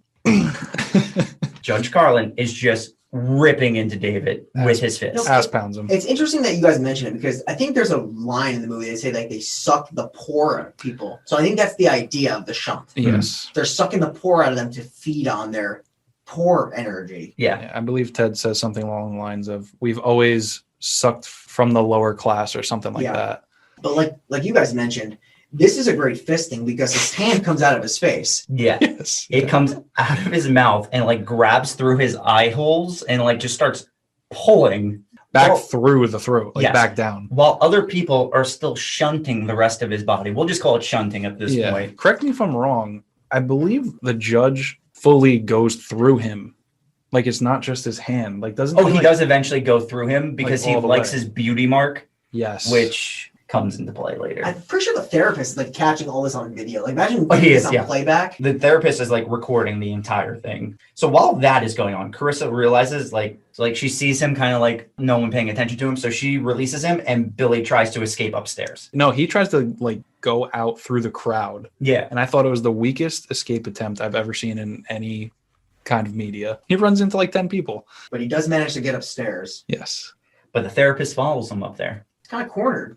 With the greatest Joker face I've probably ever seen. Yeah. Yeah. His cheeks are just sliced like the Joker, and it was. Yeah. I thought it was who played the Joker. Oh, Jack Nicholson. Yeah, it actually looked like Jack Nicholson. That's fair. He had the large smile, Mhm. but he doesn't have that large smile for long because his head turns into a giant hand. That was disturbing. Towards Billy. Yeah, very weird, very creepy. Does he flick him? Like, because he has like the flicking motion almost with the hand. Yeah, his hand's set up like he's gonna flick him. He's giving them a too sweet. Yeah, exactly. And then he just runs into the parents' room where he sees something even more disturbing, in my opinion. Yeah. So his parents and his sister are Shunting. Yeah, they're shunting because his mom gets up and she has arm legs. Yeah, let's talk about that great mom body we were referring to earlier. Yeah. So Jen, are you still feeling this mom body? Boner check. When she previously got undressed, yes. At this point in the movie, this entire like section of the movie was so hard for me to watch. I was so utterly disgusted. I checked the time when the shunting began, and I noted that there were 20 minutes left because the last time I watched it, I think I skipped through the whole scene because I just I couldn't do it. I don't know why. Like I've seen The Green Inferno, and for some reason, this disgusted me so badly. This is honestly, just being frank, it's very hard to watch. It's easily one of the hardest movies I've ever Yeah, if seen. you don't like any kind of body horror, body modifications, you can't watch the last 20 minutes of this movie. They embellish it too. So like the skin is so elasticy and stretchy. It's not like super gory, but like the bodies get like pulled every which way. But that's the thing. There's no gore. There's no blood. It's true, yeah. And he did that on purpose. I'm sure Jen will get into that. Can I just say that like how their faces stretch, they look like a really fucked up, twisted version of Jar Jar Binks. Yeah. Especially Ted later. I just hate it so much. I hate this scene. Well, if you hate it now with hand legs, wait until the mom walks over to Bill and the sister comes out of her vagina? Yeah. I guess so. Head first out of there? Yeah. That's what I was thinking. Not to mention the scene before, like when she stands up on her hands and arms and not legs. I'm going to say, actually, Shane, I think you're on the money because I'm pretty sure the sister says now it's time to indulge in your edible fantasies. But on the subtitles, it's spelled like EODIP, like Edipal. Was that done on purpose? Because I didn't look it up and I don't know what it means. I just think that's bad subtitles. Okay. Yeah. That's a YouTube subtitle. Okay. I've never seen one. Oh my God. Netflix generated subtitles. Yeah. So when she stands up on her hands, not legs, they give a full shot of her face. And you remember the scene in Terminator 1 where he looks in the mirror and it's like such terrible makeup? This was worse to look at. Like it was her face, just a fake, like they made it in makeup and it was just disgusting. It was a total glop face. Yeah. You're absolutely right. Yeah, It looked 100%. nothing like her. It is creepy though. It's a very creepy. Yes, But the whole scene is. Yeah, it makes it even creepier. Until the next part, which is by far the funniest scene in the whole movie. Oh, you mean? Yeah. Yes. And then you see under a sheet on the bed, Dad's what would be his asshole staring into Bill, but it's actually his face. He says, "Well, son, I guess you're right. I am a butthead." He starts laughing. And I cracked up through Yeah. that scene. I honestly thought it was hilarious. It's classic. You That want was to be a good. part of society. Would I be a part of society? Just to do that. Yes. Yeah. It sounds like a great idea. He's Shane the Shunt Boy. Yeah, don't knock a shunt until you try it, right? That's fair. No. that's I'm fair. good. I prefer Chick-fil-A. There was a wild line for Chick-fil-A on the way here. There always is. Yeah, Chick-fil-A. Chick-fil-A's Always. crazy. So after this butthead scene, Milo walks in dressed up as the cop. He just sees pure chaos in the shunting ritual. And They kind of zoom in on the shunt, and there was one of the grossest scenes I've ever seen. Carter, he looks like Pizza the Hut from Spaceballs. Yeah. yes, that's not Norman The guy who Reedus. plays Merle. God damn it. Oh, Michael Rooker. Yeah. No, Michael Rooker. Michael Rooker. Michael Rooker's character in Slither is what it reminded me of. Okay. That's a movie we should talk about. It's another body art, modern. I love Yeah. Slither. So after I noticed Pizza the Hut, they have the most gross scene, the eyeball. I believe they rip David Blanchard's eyeball out, and there's like two people that are passing it in their mouths back and forth. Yeah. And it's like a full ball with something hanging out from it. So just to give context to that, as they're exchanging this eyeball through their mouths and hooking up with it inside their mouths, everybody in this orgy is not only having like an orgy, like when they say become one, they're like literally one mass. Yeah, that's a good thing to bring up. Like, there are some people that are just like wet and gooey, but there's like long strands of just people connected, like faces are all like meshed together. Because there's some wide shots here. You see the whole room, and this actually encompasses the entire room. Now, there's some people on the outskirts, like trying to get in. I guess they feel their way into the blob. Yeah. But like, it is legitimately the size of the middle of the room. There's this ginormous, super massive orgy, and it is kind of revolting, but hot at the same time. Yeah, Milo's just watching from the side, no problem, with nobody questioning why he's there. They're way too busy just shunting each other. Ted's like trying to bring Clarissa closer to the super massive orgy. Yeah, and she's like very much resisting. And therapist brings Billy over in that, what do we call it? A stick noose? Yeah, stick news. Yeah. And he's like, dinner's served, because the whole idea is to bring Billy to this. So Billy's pulling Clarissa away from Ted, and Ted's like trying to fight him. We're getting a one-on-one duel. The goo orgy starts receding, and then you see kind of like a couple naked bodies walking out of the goo. Yeah. Mm-hmm. And then the judge, like you mentioned, he starts coughing up hair. Notice that he's got this birthmark, right? He's like, I'm too old for this, and this will make you think like this is... Poor Bill wants to fight Ted. I noticed that Martin was kind of just staring for like, there's a split like 2 or 3 seconds where they show Martin Petrie, and he just like has a weird like blank stare, and then it just cuts away. Like, it didn't make any sense. So I don't know if anyone else noticed that. No, I actually didn't. Not notice that either. He's just like, it was weird. Yeah, he's kind of like standing by himself. Like, you know, there's like 100 people there and they're all getting up for their mass. And he's just by himself. Like, there's no one directly next to him. And he's just staring. He has just the weirdest face. Another little thing I thought was odd. Interesting. But Judge Carter is making an announcement to members of the Beverly Hills chapter of society. They have a lineage, like you said, dating back to Julius Caesar and Genghis Khan. And now they're getting ready for a duel between Bill and Ted. And I just thought it's funny, Bill and Ted, because of the Bill and Ted movie. So I just had to point that out. I can't believe I didn't pick that up this whole time. Yeah.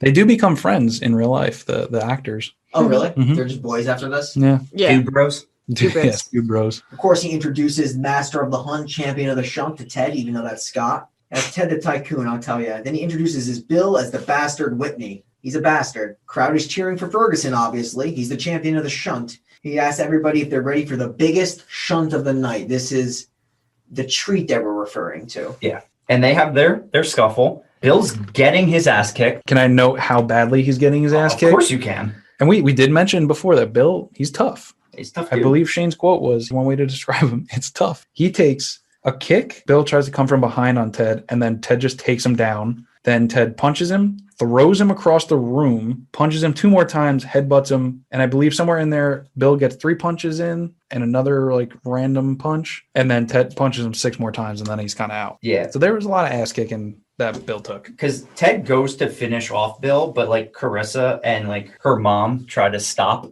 Ted from doing this. And Milo, yeah. This is why this was even put into the movie. Because the mother has like this epic, like, I'm going to run at Ted. She gets him down, and then he just gets back up. Yeah. Yeah, nothing happens. It was real weird. It was kind of just prolonging like what's about to happen now. Whereas Ted now picks up Bill, and I'll let Brian go into this. He's been waiting to talk about this all day. Yeah, this is easily my favorite scene in the movie. And the reason is because it's just so wet, sweaty, so hot, so shunt. This doing something for you, Bri? Like I said, I think I'm going to bust, I'm going to pop, and I think I'm going to hit the ceiling. It's going to crumble down, and then I'm going to eat it, and we're all going to shunt. Boner check? Oh, no, I'm there. I'm so there. Way past. This thing is bigger than Ted's tongue. Okay. He continues to punch Billy. He tells him, we never lose. He always says that. And then he kisses Billy. And not only is this a kiss, this is a legit slurp. This is a face suck. Yeah. This is a face suck if I've ever seen one. And I love a good face suck, but this is my passion bump for this movie. It lasts a little while. And I don't know if you guys are feeling it, but I'm, like I said, I'm feeling very vehement about this scene. I'll let you have it because I'm scared of what'll happen if I don't. Passion bump. Passion bump. Passion bump. My G. He actually tries to punch Billy mid-kiss. And then Billy catches his punch, right? Twists his hand like a piece of spaghetti all the way around. And then he goes for like this hard, I want to say it's a dick grab, but like he goes like for the inside his body approach. This sends Ted reeling. And this is the scene we were talking about earlier because they stop kissing and Ted's mouth kind of goes full Looney Tunes. Jar Jar Binks style. Yep. Yeah, it's just like these Jar Jar Binks lips with like a tongue just flapping back and I forth. want to try to make the noise so bad. You know that scene in SpongeBob where his tongue is just going in circles and he's making that noise? That's what he does. This is like when you fucking rock the prostate. Is it the so jellyfishing scene? Yes. That's the exact face. That's Yep. perfect analogy of what this is. You're welcome. It's like the Yeah, Yes. exactly. It was like a cartoon. Yeah. There's literally Mm-hmm. a hand inside his asshole. Mhm. And he puts it in there so hard that Bill's thumb starts sticking out of Ted's mouth. His fingers start coming out of his eyes. And honestly, this is insanely, I guess you could say either gross or cool, because he takes his face and rips it through his body the Graphic. opposite way. Yeah, he turns him inside out. Mhm. Literally inside out. And that's when you learn they're filled with bugs, Worms. and Worms. Slugs. Yeah. the slugs, which is why they were picking slugs. Yeah. And there were worms there. So his scene where he eats the apple and there were worms in it, there probably were actually worms there. Do you think they're just worm-formed people? Yeah. I mean, that's what it kind of looks like. Like, because worms have that like gooey feel to them, same as slugs. And it makes sense because the gardener's probably making them. Exactly. Mhm. Yeah, good crop. Someone makes like a random like background comment after he turns him inside out and they go, "Don't touch him till he's congealed." What the hell does that mean? I was just about to ask. I honestly don't even want to Our know. resident congeal expert, Jen, will tell us, Jen. No, I'm gonna pass. I'm gonna pass. If you haven't noticed, I've been very quiet throughout describing all those scenes because I have no input. That's fair. I have no Brian input for had these. Plenty, so did Yeah. Scott. Because Yeah, Scott loves a good shunt. You guys had enough like shunt education that I didn't have to, so I'm still gonna sit this one out. We did take Shunt 101 and call. Congealed, having become semi-solid, especially on cooling, So like cooling period. Oh, so like if he becomes solid, maybe it's they can bring him back. yeah. But no, you would think if he congealed, it'd be harder to get him Yeah. reversed. What Bill did in this scene scared the crap out of everyone. Like, I don't know Yeah. if they'd had a meal per se do that to them before, or if this is a weird power that because Bill's live with them that he somehow like learned after watching that once. But I don't know. It That's scared them something- enough. Something we'll find out in society too, for sure. To be fair, though, like it did scare them enough that literally they just let Milo, Bill, and Carissa leave. He punches his dad in the face, and they leave. No one's stopping them. They're like, he fucking turned someone inside out. Let this guy go. Knocks his dad out. His Yeah. dad tries to like look up at him. He opens the door and goes, "Butthead," and leaves. That was like the line. Yeah, He was holding that one in through the whole Shunt. Yeah. Like he just needed to deliver that. They left her mom there too, Really? which confused me. Like, just the three of them leave, and her Yeah.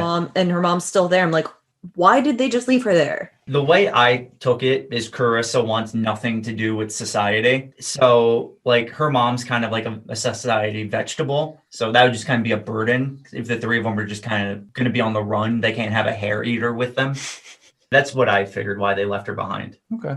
So now they get in Billy's Jeep, they drive away. Scene transitions back into the house as everybody looks what's left of Ted the Tycoon Ferguson. And Judge Carter, he tells the therapist, they may have an opening in Washington after all. And the movie ends. Where the fuck did they go? Where are they going to go as three kids? That's my please explain to me the end of the movie. I'm going to take a rewrite stab. Let's go. Because they still are driving, but they take a detour and they get themselves a nice ice cream. Because after a shunt that's hot and sweaty, you need to cool it down. You need to refresh yourself. I'm thinking they're going for like maybe a Java chip. Clarissa seems like that kind of a girl. Okay. Then they're gonna go back to the shunt, and they're just gonna ice everybody down, and then they're gonna leave in the Jeep again. You think they're gonna go back? Does the ice cream do something bad to them? Does that like kill them? Well, they're so hyped up on the ice cream because they're getting this whole ice down situation happening that they're gonna be vulnerable to the inside out treatment Billy did on Teddy Tycoon Ferguson. You know what I'm saying? Because ice cream's always been known to distract people. It's distracted me my entire life. Oh my god. That is a fact.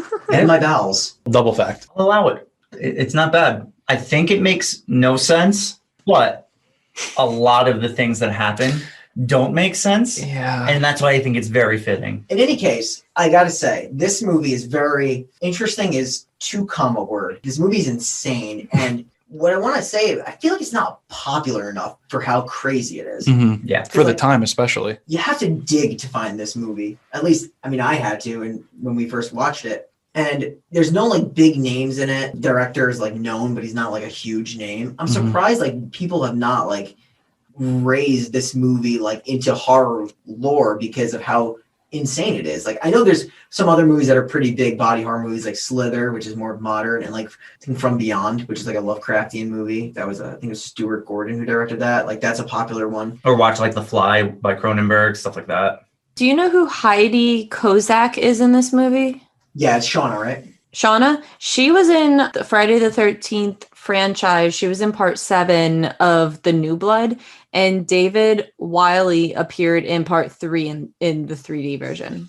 They've both been in the Friday the 13th franchise, but because it was like part 7 and part 3, I don't really think like they're counted as like horror movie like royalty or anything because of that. That's too far down. That's disappointing because in part 7, that's when Jason fights Carrie. I forgot Has about anyone that. actually seen Friday the 13th part 7? I have. Okay, so you get the reference.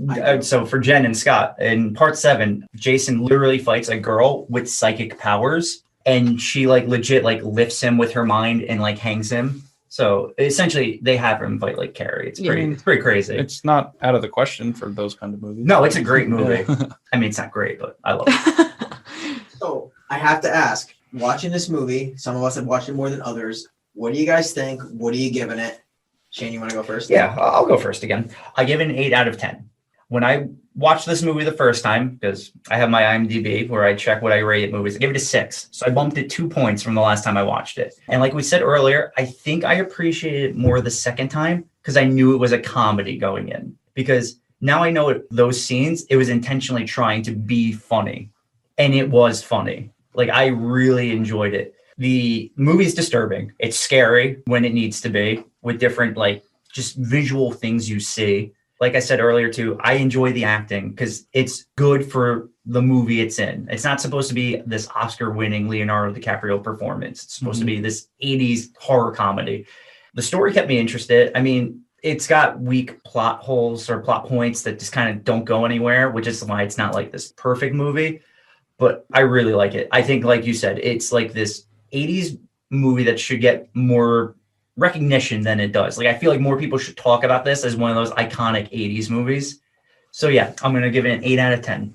I'm not going to go as high as an 8. I'm actually going to give this movie a 7. First watch, it was a 6 for me. I did not fully grasp the idea like it was a comedy. Like you said, we watched it together. We thought almost the same thing. I struggled giving it the 7 because of all the plot holes. Because I think there's a lot. You know, you're talking about the mother. And you're talking about like some of the things just like it's nonsensical, like where they're going. They don't really like tie up the end as much. You don't really get too much backstory. You kind of have to kind of like figure some things out. There were stretches, but I mean, we can conclude that they're worm insect people. Yeah, that's what it looks like.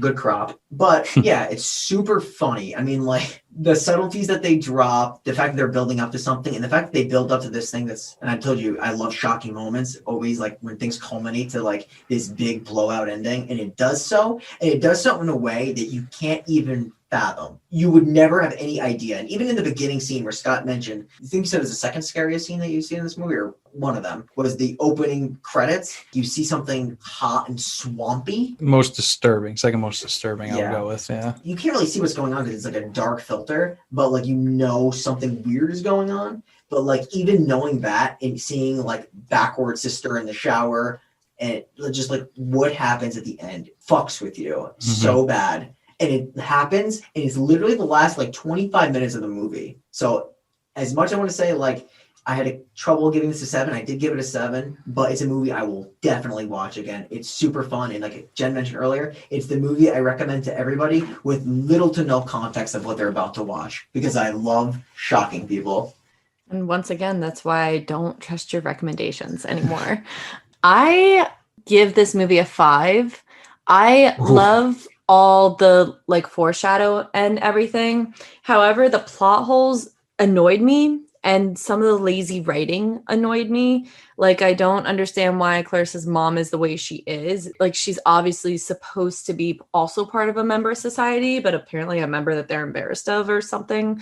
That was a plot hole I hated. I hated the lazy writing of how they made the best friend, the one that was leaving him the dolls and everything. I thought that was super lazy writing. So I guess I could borderline a 6 if it was my type of movie.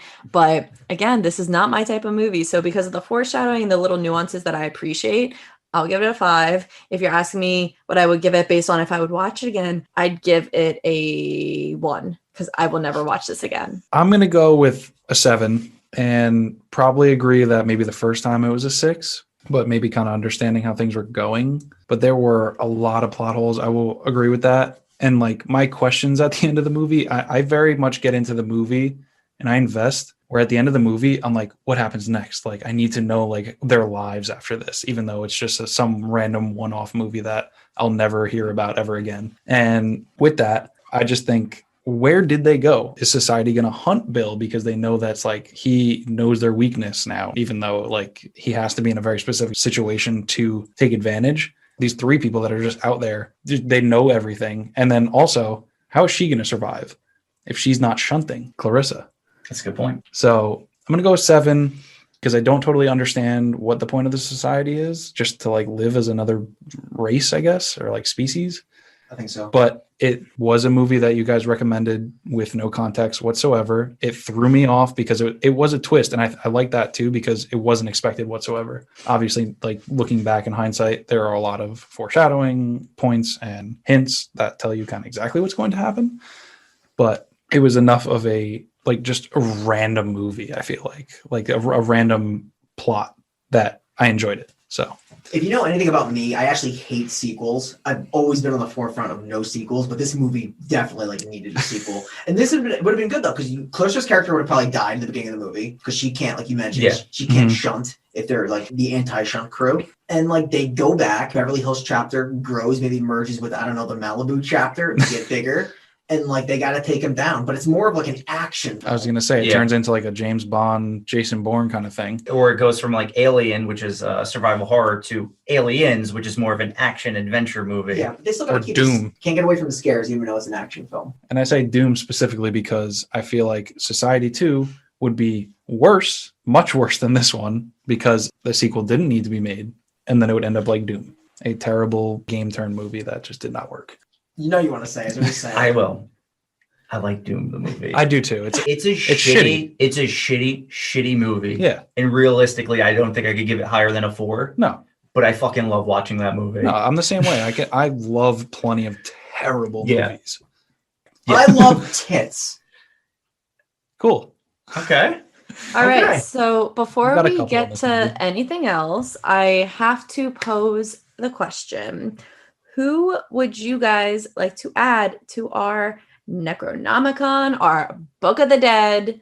Who's going in this time? I got my vote. I have my vote too. It could be one of two, but I think I definitely got mine. And the idea of this is the shittiest person or the person who most deserves to like how I viewed it, and I think we all have different views. So like, I guess it could be like the worst person that, or the most deserved death, or the most satisfying death, I think is the way it's defined. I am going with that premise, but also balance on the fact the best death scene, which is in general. Yeah, I do a moderation of best death scene / kind of like an honorable this is mention. The person I want to honor into the Book of the Dead. And they have to be dead. Yes, they have to have died in the movie. This is a tough one because I feel like it could be two, but I want to hear your guys' thoughts before I give mine. It's David. Okay. I feel like that's the obvious answer. Okay. But I don't really I don't know if I want to be obvious. I was going to go Ted the Tycoon. Did Ted die? He was ripped inside out and left. I guess that's a good question because they said don't touch him until he congeals. Right. But like, We won't know I until. don't think Ted died. If you see the bugs moving around, I think he can technically go back to his form because they Yeah. said that they can stretch and do a bunch of shit. yeah, we don't know enough about them. You know what I mean? Yeah, that I honestly have no idea. You're right. From that like last scene, I guess we can't fully confirm that he's dead. So I would agree with David Blanchard. Okay, I'm in. Plus, he was literally he was the shunt. Yeah, he was shunted. Like everybody was in him. They literally shit on him by saying he wasn't the special treat. And- How Bill was this like male in his prime, and then they're like, but first we're gonna do this shunt. Yeah, he was like the mozzarella sticks. It was a little appetizer before. He was like the frozen mozzarella sticks. Oh yeah, they're not good mozzarella sticks. They're But like, you still eat them. yeah. So I guess I should give a few words again for David You want to Blanchard. give your eulogy before Yes. I close the necro? Yeah. Give your eulogy for the mozzarella sticks. David Blanchard, you were the best super sleuth that the world has ever seen. And I know deep down you hated going through the back door. And it's a real shame that's how you had to go down. So for that, we will honor you in our Necronomicon. Thank you, David. And that was Society, our second movie of Cultathon, Cult Month, Kult Classics. all of it. You keep throwing this cultathon thing. I don't think we agreed on that. We didn't. I like just, throwing it out there. Okay. As long as you're doing the Cultathon, can we agree to continue calling Shane the Shunt Boy Smith? He'll be called Shunt Boy in every episode we do for Kult Classic. Okay, that's fair. That's fair. So the next movie we're moving to the 90s. 70s and 80s are done. This is a movie none of us have seen. The Sect. I don't know really anything about this movie. All I know is I had trouble finding movies in the 90s that dealt with cults. I watched the trailer. It looks fucking honestly really good. Yeah, no, I'm really looking forward to watching it. Yeah. Definitely couldn't find it anywhere online to watch, so we had to order the DVD off of Amazon, but Wow. Yeah, it's a hard one to watch. So You can find Rise of the Scarecrows, but you can't find this one. they took Rise of the Scarecrows off Amazon. yeah. Oh, It's on Tubi though, Oh, so you thank can God. still watch it. thank God. The movie's a classic. Yeah, so for those of you out there, Scott Hucke, huge Rise of the Scarecrows fan. Huge. One of the best movies ever made. Like, literally, that's a fact. Produced, directed, acted, the best. Yeah. Hands This down. joke has gone too far. It's one of those things, it's going to go on forever. Yeah. Because it's not a joke. Yeah. It's real. Gino McGahee, if you're listening to this podcast right now, please cast us in your next movie. I will literally fly and do whatever you need me to do. I've seen Satanic Meat Cleaver Massacre. As have I. It was great. Like, I generally like his movies. They're really entertaining. They really are. It's like something we would make. And I think that's why I appreciate them. Anyway, Scott, thank you for being on. It was great to have you. Plug anything. Yeah, I mean, I just kind of do my hobby stuff on Instagram at Scottslifeofgaming. YouTube is Huck42, Huck42. Same thing on Twitch. I do a little game streaming here and there. But other than that, I'm just listening to shitty recommendations from you guys and watching some shitty and some good horror movies. Well, we will definitely recommend more shitty movies to you. Because I have a list of them. Have you heard of Pirates of Ghost Island?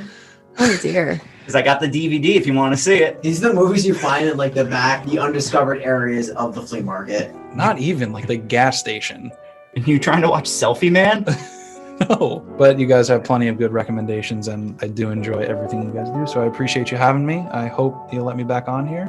Oh, we definitely will. We definitely will. Because you'll find no one else to watch those shitty movies.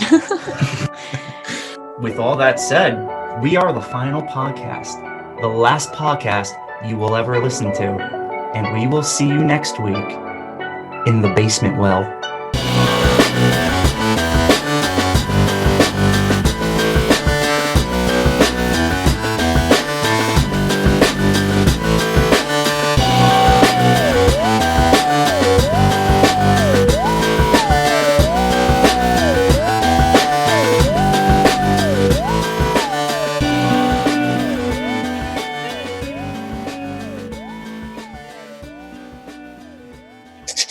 Ew.